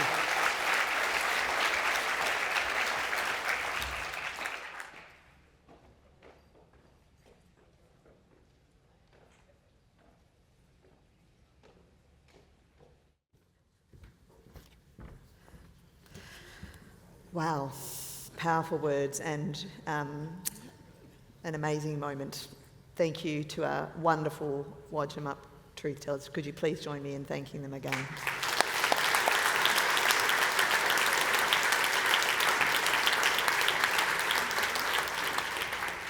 We wanted truth to be at the heart of this breakfast, and I'm sure you'll agree it's wonderful to hear these stories. And again, thank you to the Rottnest Island Authority team who supported this groundbreaking work on behalf of the state, along with Department for Premier and Cabinet. It is now my absolute pleasure to welcome up Reconciliation WA co-chairs, Nolan Hunter, a Bardajawi man from up in the Kimberley, and Deborah Zanella to give us their address and to speak about this year's 2025 Reconciliation banner artist, Daryl Dempster. Thank you.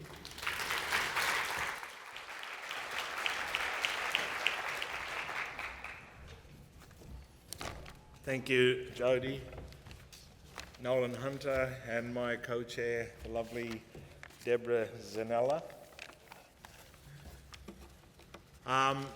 Jody, just to correct you, also on the other side of my family is Yawuru. But that's okay, minor point.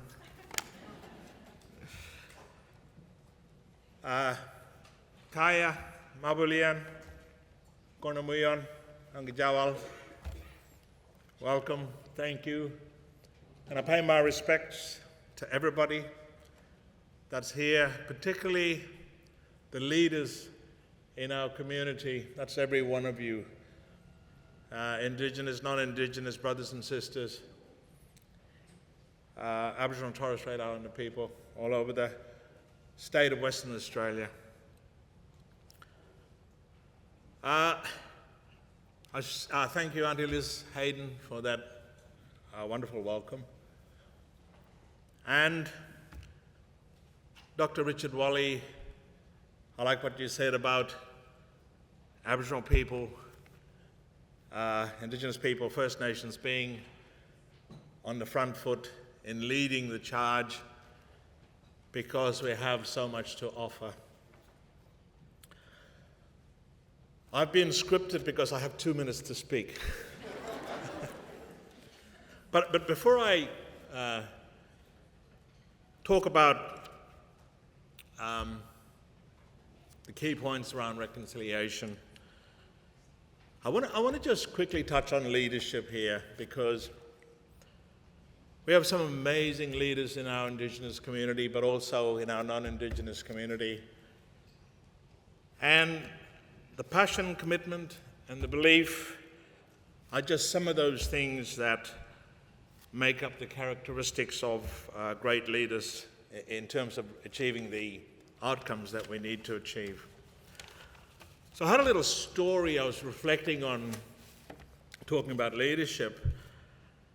And I was involved before, many years ago, in a national agribusiness leadership development kind of exchange with one of the banks over east.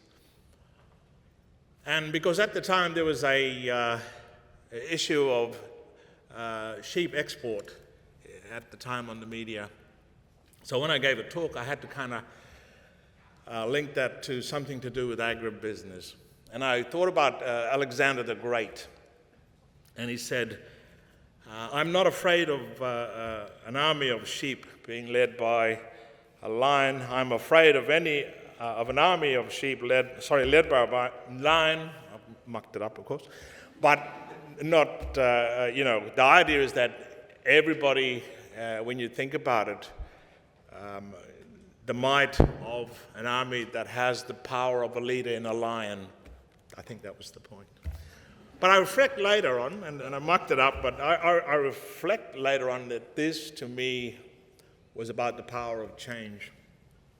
And that when I think about how we together take this journey of reconciliation, it talks to the very principles that underpin the notion of reconciliation in terms of this walking together. And Toby, thank you for that little comment about, walking fast on your own or walking together with a group of people. That really resonated with me.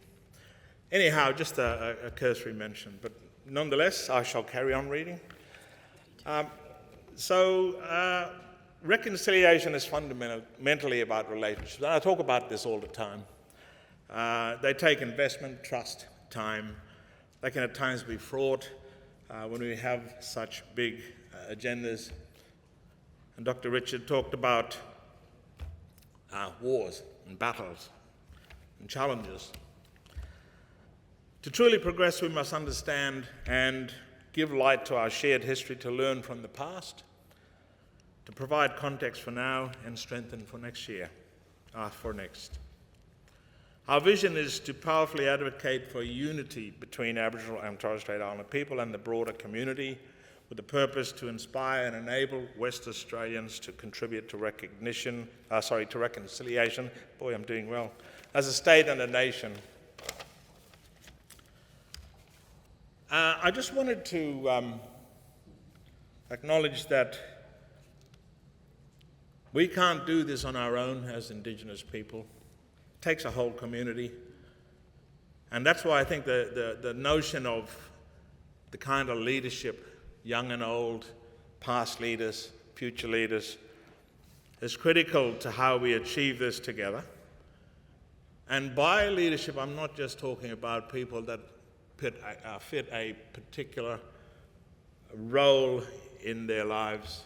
I'm talking about the average Australian, the average household parent, the community at large, playing this leadership role in leading the charge and joining together with us to bring about an amazing outcome in reconciliation.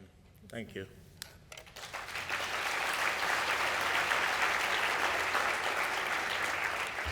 Thank you, Nolan. And I do want to acknowledge that we are on the beautiful Noongar Budja down here at Wadjemup. We are proud to launch this year at Reconciliation WA our new strategy, which takes us to 2030.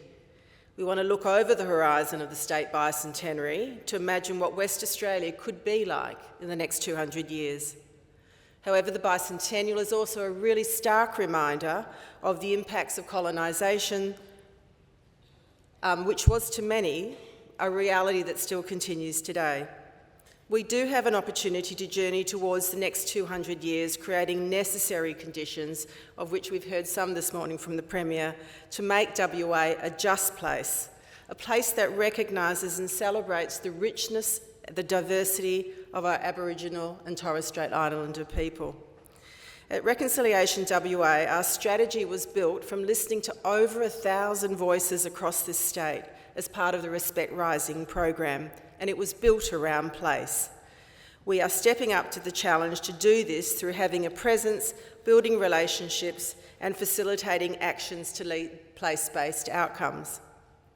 There are some themes that we at Reconciliation WA and the broader WA community must do that we heard through these yarns, and that we, particular as Wadjala leaders, need to take note of.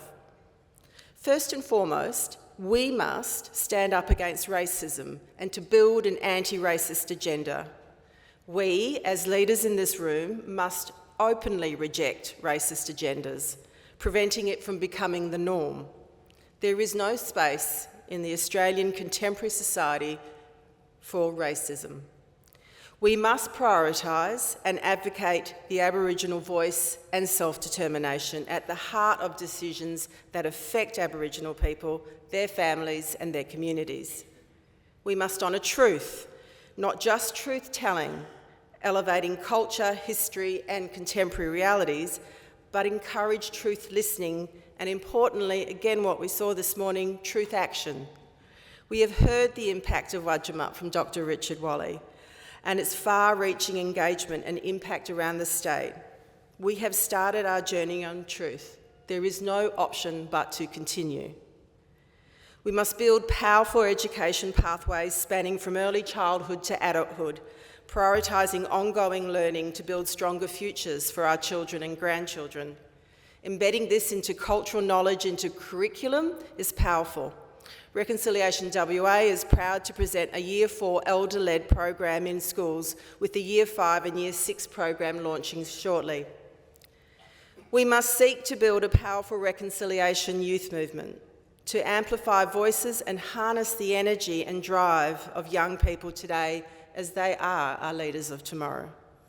And finally, we must accept and demand of others that we are as leaders in the civic space, in the corporate space and in the political space, that we have an essential and an unquestionable responsibility to lead on reconciliation.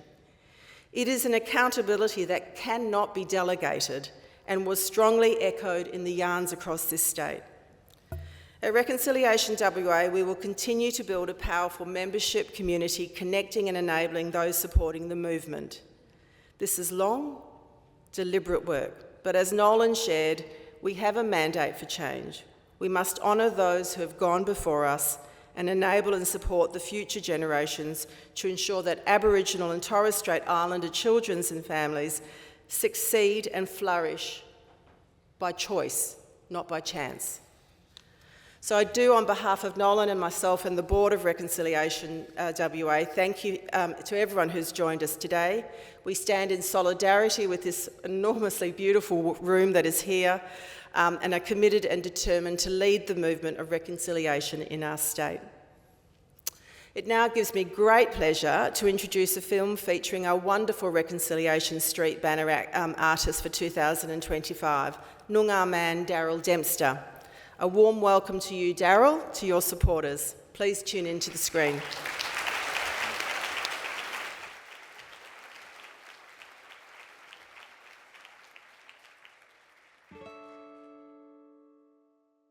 We've known each other now coming up 9 years.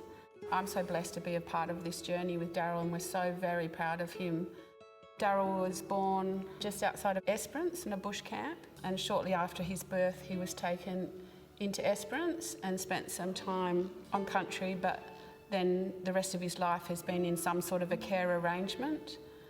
When I first met Daryl, he was in his backyard painting, and all these paintings were all these like brown mush, weren't they? All this like really, really brown, almost black, really dark. Yeah. Yeah. Yeah, brown and black. Wasn't it? Yeah. Like big puddles of it. You better well. Yeah, and just to witness that was, I think, like a sacred space for him at that point in time, and I think it was very needed. Because Daryl doesn't have a lot of spoken word, but his artwork is a way to communicate with you and share his story and his journey, and it's a blend of, you know, his culture that just comes from within him. From Daryl, it's completely intuitive, so he goes in raw. He's got no one saying, oh, this is how this needs to be used, this is how this must be used. Of course, I'm there as his art coach to show him techniques. Whether he chooses to use those techniques is totally up to him.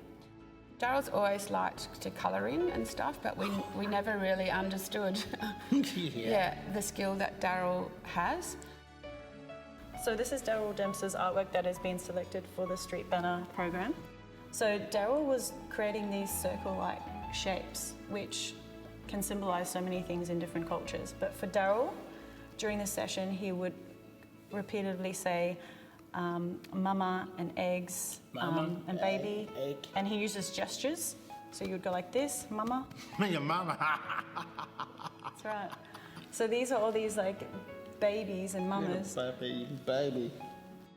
So this has been such an amazing opportunity for him to be able to share, his story.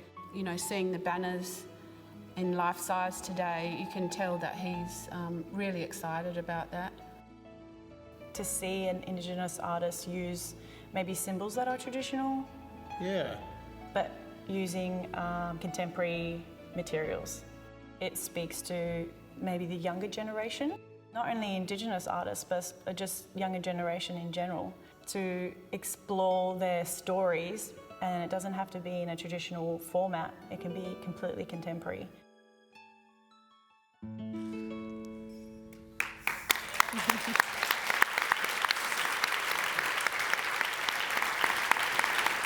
How beautiful is that artwork? Now, I have to say, if you're a smart person, we have a beautiful exhibition out in the foyer. Those paintings will sell today, so you need to get in quickly. And we also have beautiful merchandise available too, so please check that out as you leave today. But thank you to Nolan and to Deborah, and of course to our beautiful street artist this year, to Darryl. It was such a joy to have you here this morning. And we're so excited. If we look right around Western Australia, many local governments have supported this, and they're fluttering around over 400 banners for the coming week. And we just want to do a big shout out to all the partners who support the banner program each year. It's only made possible with your support, and also through the Department of Local Government, Sport and Cultural Industries. And thank you to Aboriginal Business Yonga Solutions to help us produce those. I'd also like to make a very special acknowledgement to our partners in the room today and our regional councils who've made this event possible. You can see our major partners on screen for the breakfast. We could not do this without them, and we thank them for their ongoing commitment to equity and equality, truth, and supporting the movement of reconciliation, both to our breakfast partners, but also to our broader partnership network that have supported National Reconciliation Week. Of course, we welcome everyone to the reconciliation table. We can only achieve social impact if everyone demonstrates a commitment, and these partners not only support us this week, but on an ongoing journey of reconciliation. It's a true honour now and a privilege to introduce to you this year's keynote speakers. The next conversation includes one of the most respected leaders in our country, focusing on the now, and a future leader with the ambition of being the first Aboriginal Prime Minister of Australia, as we bridge to next.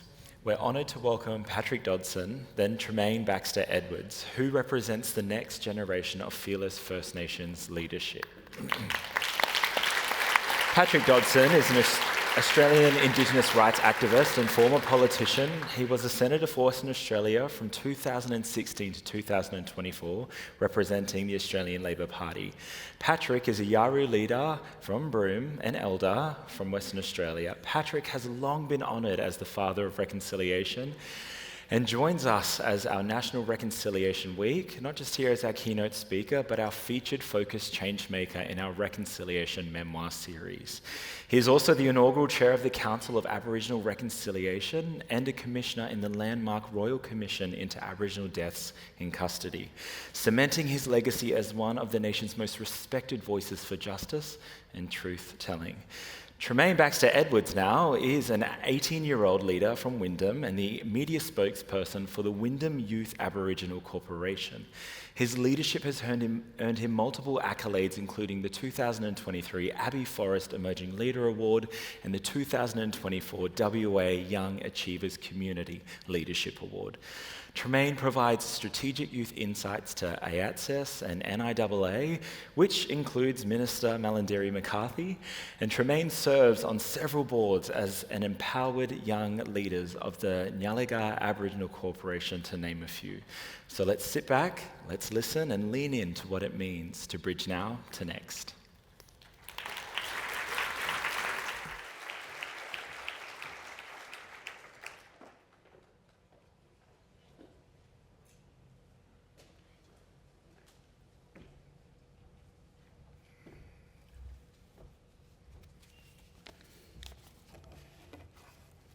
I want to thank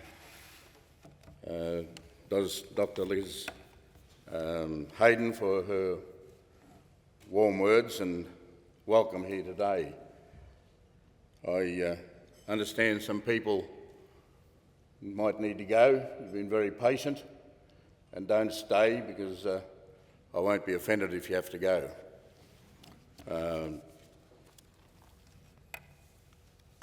I acknowledge the Noongar Wadjuk peoples on whose lands we are gathered, and I pay my respects to your ancestors and your elders, and many of you are here today, and the leaders that you've had past and those that are emerging. I want to thank the Premier for his steps today in acknowledging and doing something practical for the stolen generations in the redress scheme, and for his leadership in relation to that, and for those people who've worked with the stolen generations to achieve such an outcome. Members of Parliament, distinguished guests, I thank you for being here. I wish to thank particularly the Reconciliation co-chairs of Western Australia, Nolan Hunter and Deborah Zanella, the board and your members for this very significant opportunity to address not only Western Australians but also many others in other parts of the state and maybe interstate. I acknowledge that over the years there have been many people who have carried the torch of reconciliation for this nation. I acknowledge Fred Chaney, a good friend of mine. We often didn't agree on things, but over the years we've got older and we've got a bit more sensible. But I thank Fred for his leadership and persistence in this field. There are many others here as well. I acknowledge Tremane and the young leaders, both black and white, who have stepped up to continue sharing this dream of reconciliation across Australia. And please stay to hear Tremane because he has a lot to offer us as we go forward. To all of you present here this morning and online, hello, and thank you for your attendance. This year's theme of national reconciliation is bridging now to next, which highlights the ongoing connection between the past and the present and the future actions and activities towards reconciliation. As some may know, about 30 years ago, I was appointed by then Prime Minister, Mr Hawke, to chair the Council for Aboriginal Reconciliation. I was reticent at first, having just completed my role as Commissioner on the Royal Commission into Aboriginal Deaths in Custody. I was persuaded by the need to find a way to improve the relationship between First Peoples and the broader Australian society by my work on the Royal Commission, because it had highlighted the underlying issues of racism and disadvantage that had contributed to the high custody rates amongst Aboriginal peoples. The Council for Reconciliation was established in 1991 and operated until 2000. I served as the chair, along with a number of great Australians and Aboriginal representatives, up until 1996. The Council was established in part as a means to find agreement on the merits of documents of reconciliation.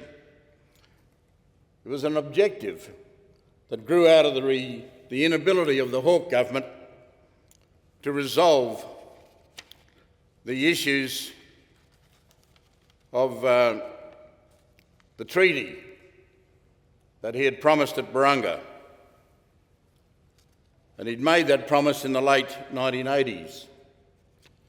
This continues, obviously, as an issue many First Peoples still regard as unfinished business. During my term, several key events occurred which tested the nettle of reconciliation in this country. And I refer in particular to the High Court decision in Mabo No. 2 in 1993 and Wick in 1996. If you recall, Mabo overturned the fiction of terra nullius and found native title existed prior to the colonisation. And Wick affirmed that native title coexisted with pastoral leases. In the wake of these decisions, we had negotiations around the Native Title Act under then Prime Minister Keating, and then the 10-point plan promising bucket loads of extinguishment in response to the Wick judgment under Prime Minister John Howard. During these occasions, the Council endeavoured to get the various players into the one room and to work on finding common ground. Needless to say, it was not easy to do. In 1996, the Bringing Them Home report, which dealt with the forced removal of Aboriginal children, the stolen generations, was also handed down. For many Aboriginal people, particularly members of the stolen generations, Prime Minister Howard's refusal to issue a national apology was a major setback to the process of reconciliation. However, these events forced the nation to confront the truth of its past, the dispossession of Aboriginal and Torres Strait Islander peoples, and the harm caused by colonisation and settlement, with their subsequent manifestations to the Indigenous peoples, the first peoples of this continent. I still recall the divisive rhetoric that surrounded the debates on native title and the need for an apology to the stolen generations at the time.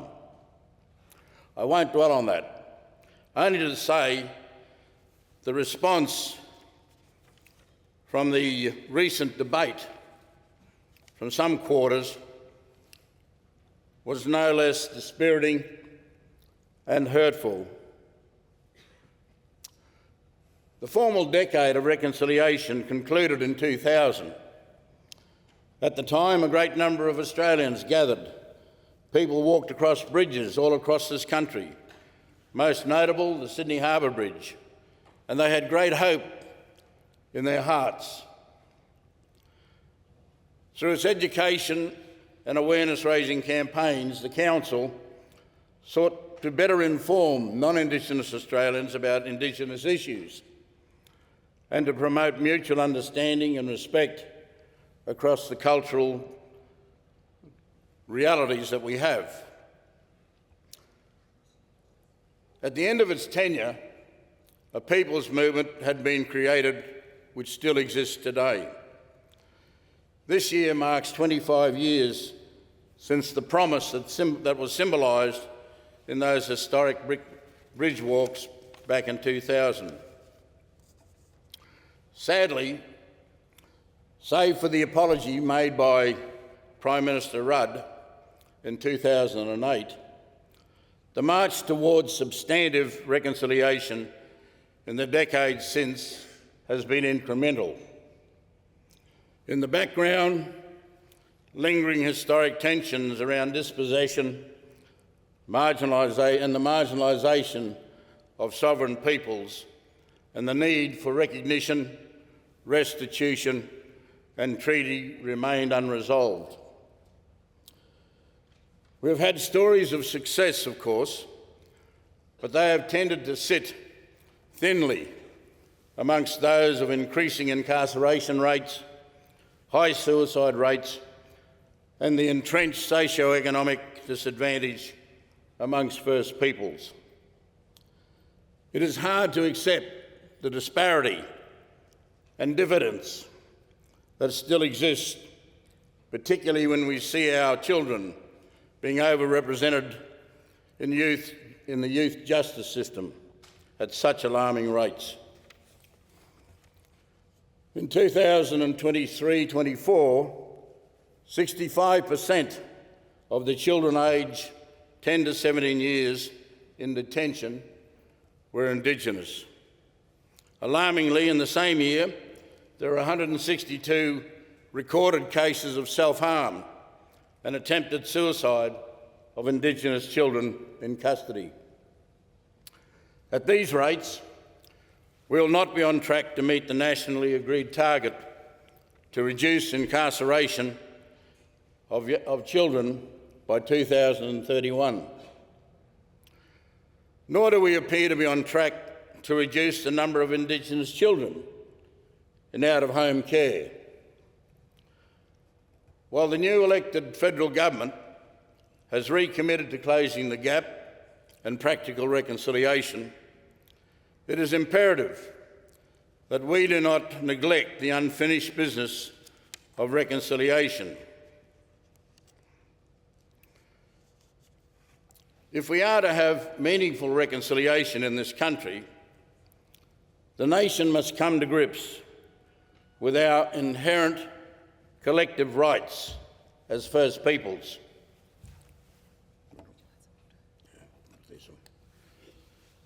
An approach to reconciliation that focuses only on the practical business of closing the gap suggests that all the First Peoples are entitled to, in terms of reconciliation, is equality in the standards of life enjoyed by other citizens, and little more.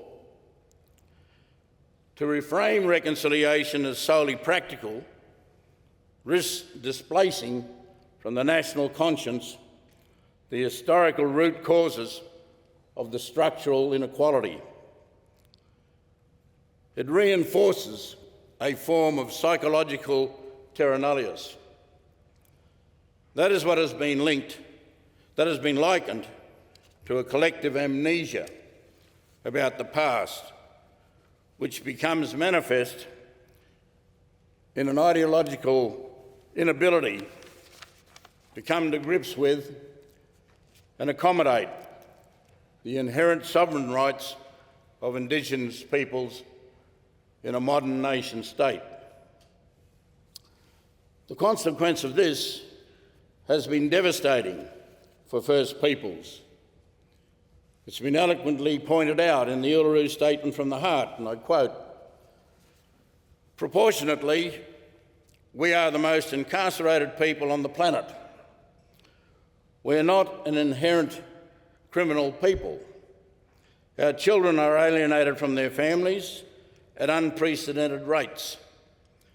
This cannot be because we do not love them, and our youth languish in detention in obscene numbers. They should be the hope of our future.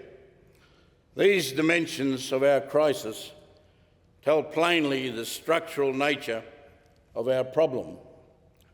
This is the torment of our powerlessness." It goes on to say, "When we have power over our destiny, our children will flourish. They will walk in two worlds, and their culture will be a gift to their country." When First Peoples gathered at Uluru in 2017 to craft the Yawuru Statement from the Heart, they reframed the reconciliation roadmap. They pre-offered for us 3 reconciliation destinations: voice, treaty, truth. We recently headed down the constitutional recognition route, a single and extremely challenging route, but only one of many routes that could lead to a voice destination. There are other tracks that you could take to achieve that. While the constitutional route was blocked, we need to explore the other 2 routes to advance the Makarrata Commission to oversight treaty and truth-telling. Regrettably, the current Labor government has said nothing about the other destinations, treaty and truth-telling. The referendum result was unequivocal, 60-40. That had shifted from 60% in support tells us that public understanding and support for any constitutional change is essential, and how the public is informed is just as critical. But as deeply disappointing as that result was, let us not forget that 40% of Australians said yes. Those who would interpret the no vote as a mandate to retreat from substantive aspects of reconciliation need to rethink that view. The recent federal election result provides the current Labor government with an opportunity to be courageous. The tides of time and the ill winds should not stop them from implementing the Yawuru statement from the heart in full. There is no reason, and I say there is no reason, why the establishment of a Makarrata Commission should not be explored and implemented within this term of government. Such a commission can lay the groundwork to deal with truth-telling and treaty-making processes. The work of Marcia Langton and Tom Kelmer on regional voices should also be revisited, with a view to exploring the need for local and regional structures that can identify local priorities, have access to data, and monitor responsibilities and outcomes. Such structures could inform and enhance the work of the peak organisations and the governments under the National Agreement on Closing the Gap. On matters to deal with service delivery, the federal government must encourage the enhancement of the COAG Agreement on Closing the Gap. Greater authority and resources are needed for Indigenous corporations. Because if this partnership is to achieve better outcomes and returns for the public sector spend, responsibility must be devolved in innovative and structured ways to local Aboriginal organisations and communities. Lastly, I strongly encourage the federal government, and all governments really, but the federal government in particular, to consider progressing the application of the United Nations Declaration on Indigenous Peoples' Rights. UNDRIP, as it's called, articulates the minimum standards of survival, dignity and well-being of Indigenous peoples of the world. It does not create any new or special rights. It just reflects existing rights from other international human rights instruments. It was developed in response to Indigenous peoples' calls for the adoption of new standards that recognise Indigenous peoples and their rights as distinct peoples.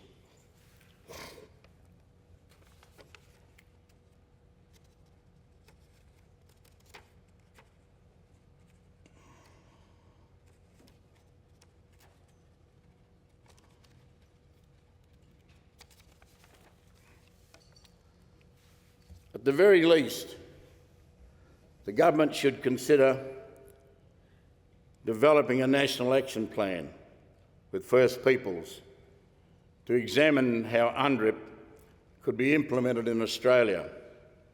This is already happening in places like Norway, Canada and New Zealand. And one of my last tasks as a Senator and Chair of the Joint Standing Committee on Aboriginal and Torres Strait Affairs was to consider the application of UNDRIP in Australia. When handing down that report, I said, the implementation of UNDRIP offers a potential blueprint for a renewed relationship between Indigenous and Torres Strait Island peoples and the broader Australian nation. In the wake of the referendum and its result, Australia appears at a crossroads with respect to how to navigate Indigenous issues.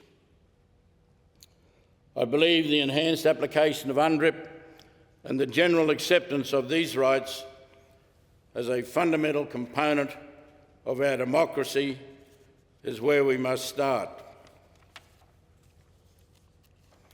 I hold firm to this view and remain hopeful that the First Peoples' aspirations for reconciliation in the form of voice, treaty and truth, as articulated in the Yawuru statement and informed by UNDRIP, may still be achieved.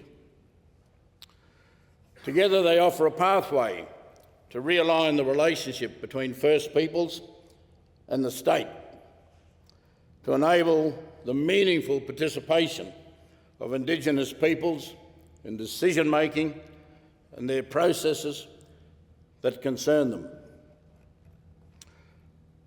None of these require a referendum, just political leadership and the will to do it. It will always require a commitment by all Australians, as well as the First Nations peoples, to achieve these sorts of outcomes. And we must hold steady to the hope of renewed possibilities. It behoves us, all of us, to strengthen our resolve and keep advancing the process towards a just, equitable and enduring reconciliation. Kalia.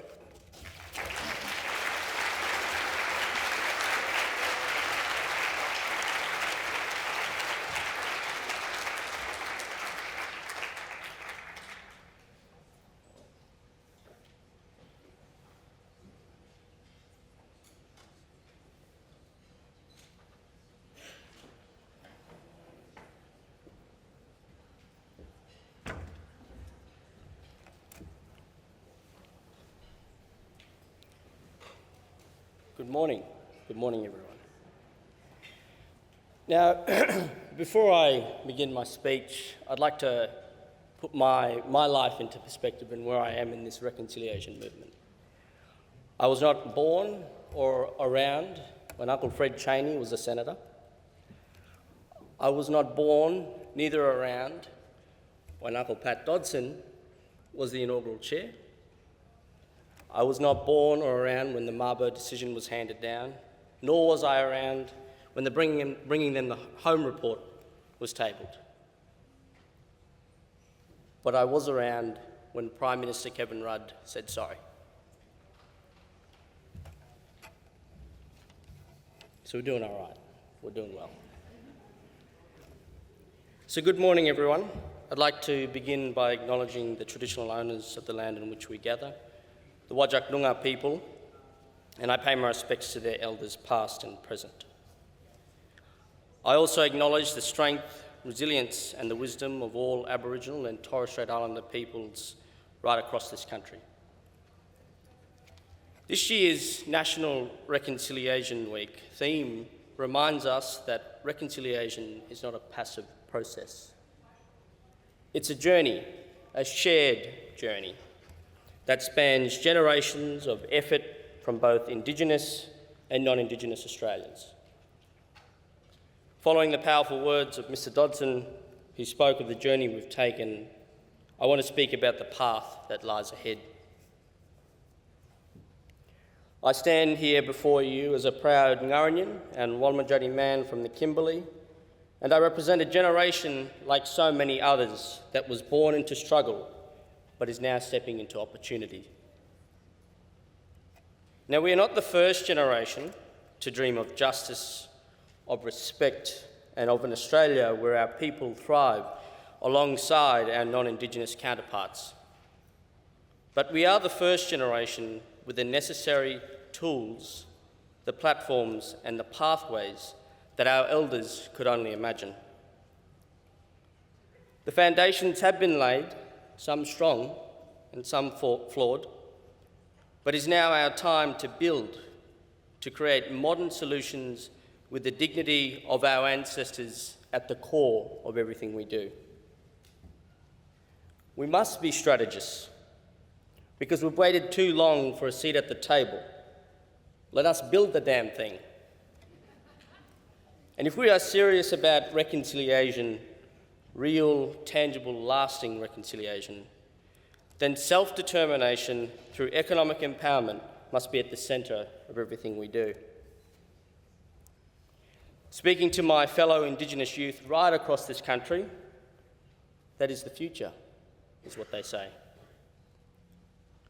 While we reflect on the legacy of the movement and the truth-telling process that is so integral, reconciliation is not dead. It never has been. Every defeat and pushback we receive, we always try something new. And that is a reminder that our people don't just back away. Because true empowerment doesn't come from being included in someone else's vision. It comes from creating our own and having the tools, the support, and the freedom to do so. Economic development is not just about jobs, infrastructure, or educational opportunities. It goes right back to having purpose. It's about our young people having a reason to stay, to lead, and to build something meaningful for their families, their communities, and their country. For too long, our people have been told what we can and can't do, and that time is over. We move beyond empty promises, and now is the time for practical solutions, solutions that empower. Let me give you an example. As media spokesperson for the Wyndham Youth Aboriginal Corporation, which was founded in 2017, it was an organisation created by a group of mums and aunties for young people. It was a response to crime and a lack of opportunity. Today, the organisation employs 37 young people, including 9 apprentices. Youth crime in Wyndham has dropped dramatically since its inception. Jobs are up, crime is down, and hope is back. This is what empowerment looks like.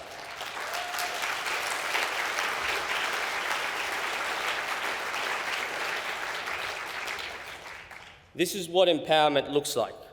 We don't need charity, we need a hand up, not a handout. Give us the tools, and like our ancestors, we will make do with what we have. We've all heard the term walking in two worlds, but what does that really mean? And for a few of us, it means learning the codes and customs of Western systems, the schools, governments, business, while also carrying the laws, the stories, and the expectation of our old people, our language groups, and our kinship systems. Walking in two worlds isn't easy.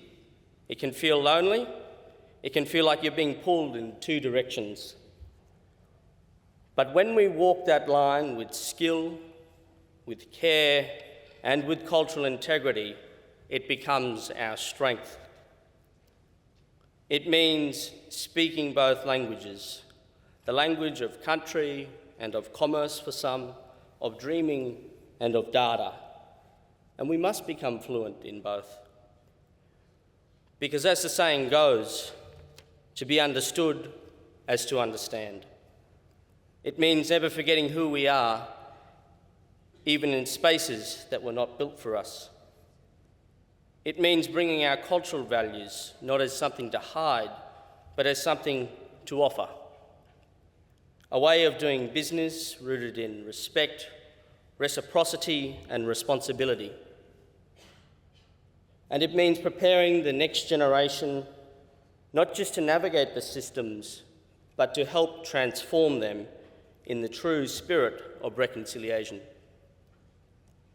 Reconciliation is not the work of governments alone, and certainly not the work of just Aboriginal and Torres Strait Islander people alone.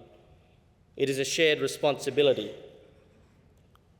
It is the daily practice of asking, what future are we building together? And it's not enough to talk about closing the gap if we aren't closing the opportunity divide. Economic empowerment is not just an outcome, but it's a pathway forward. Thank you.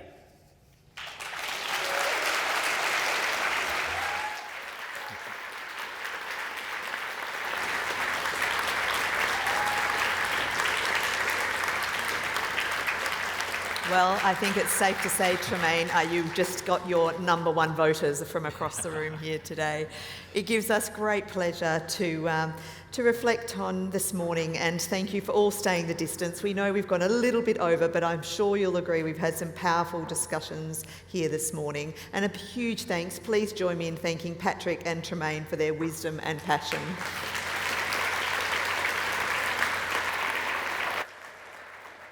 Thank you to all our speakers and guests here in the room, and to everyone who's joined us around Western Australia.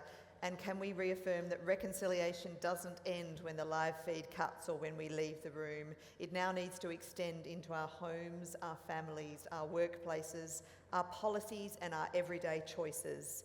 And there are many other events throughout the course of the next week and beyond which we encourage you to engage in. And let's remember, imagine what we could achieve if we worked together and we didn't care who took the credit for the outcome.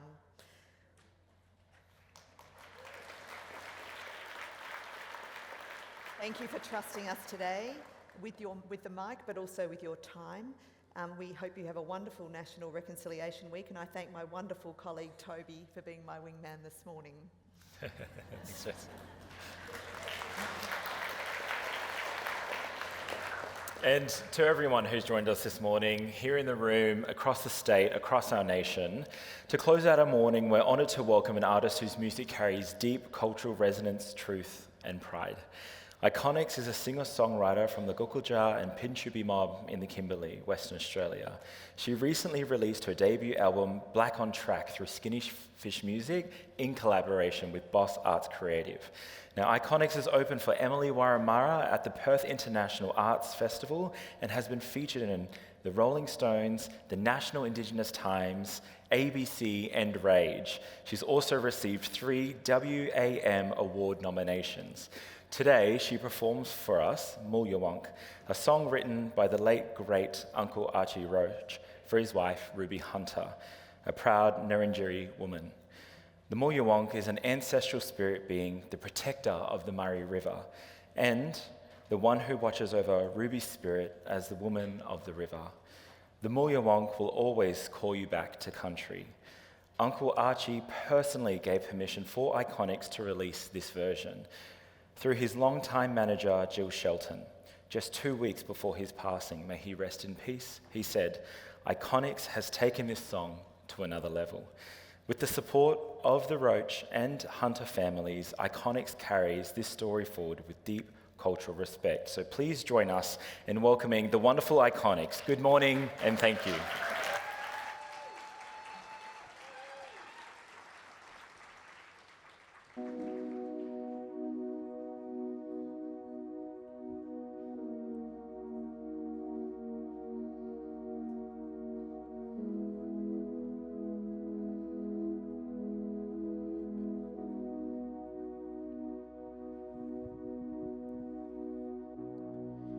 Stand on this mountain, see how far we've come. I see my brothers and sisters still falling down. I look across this river.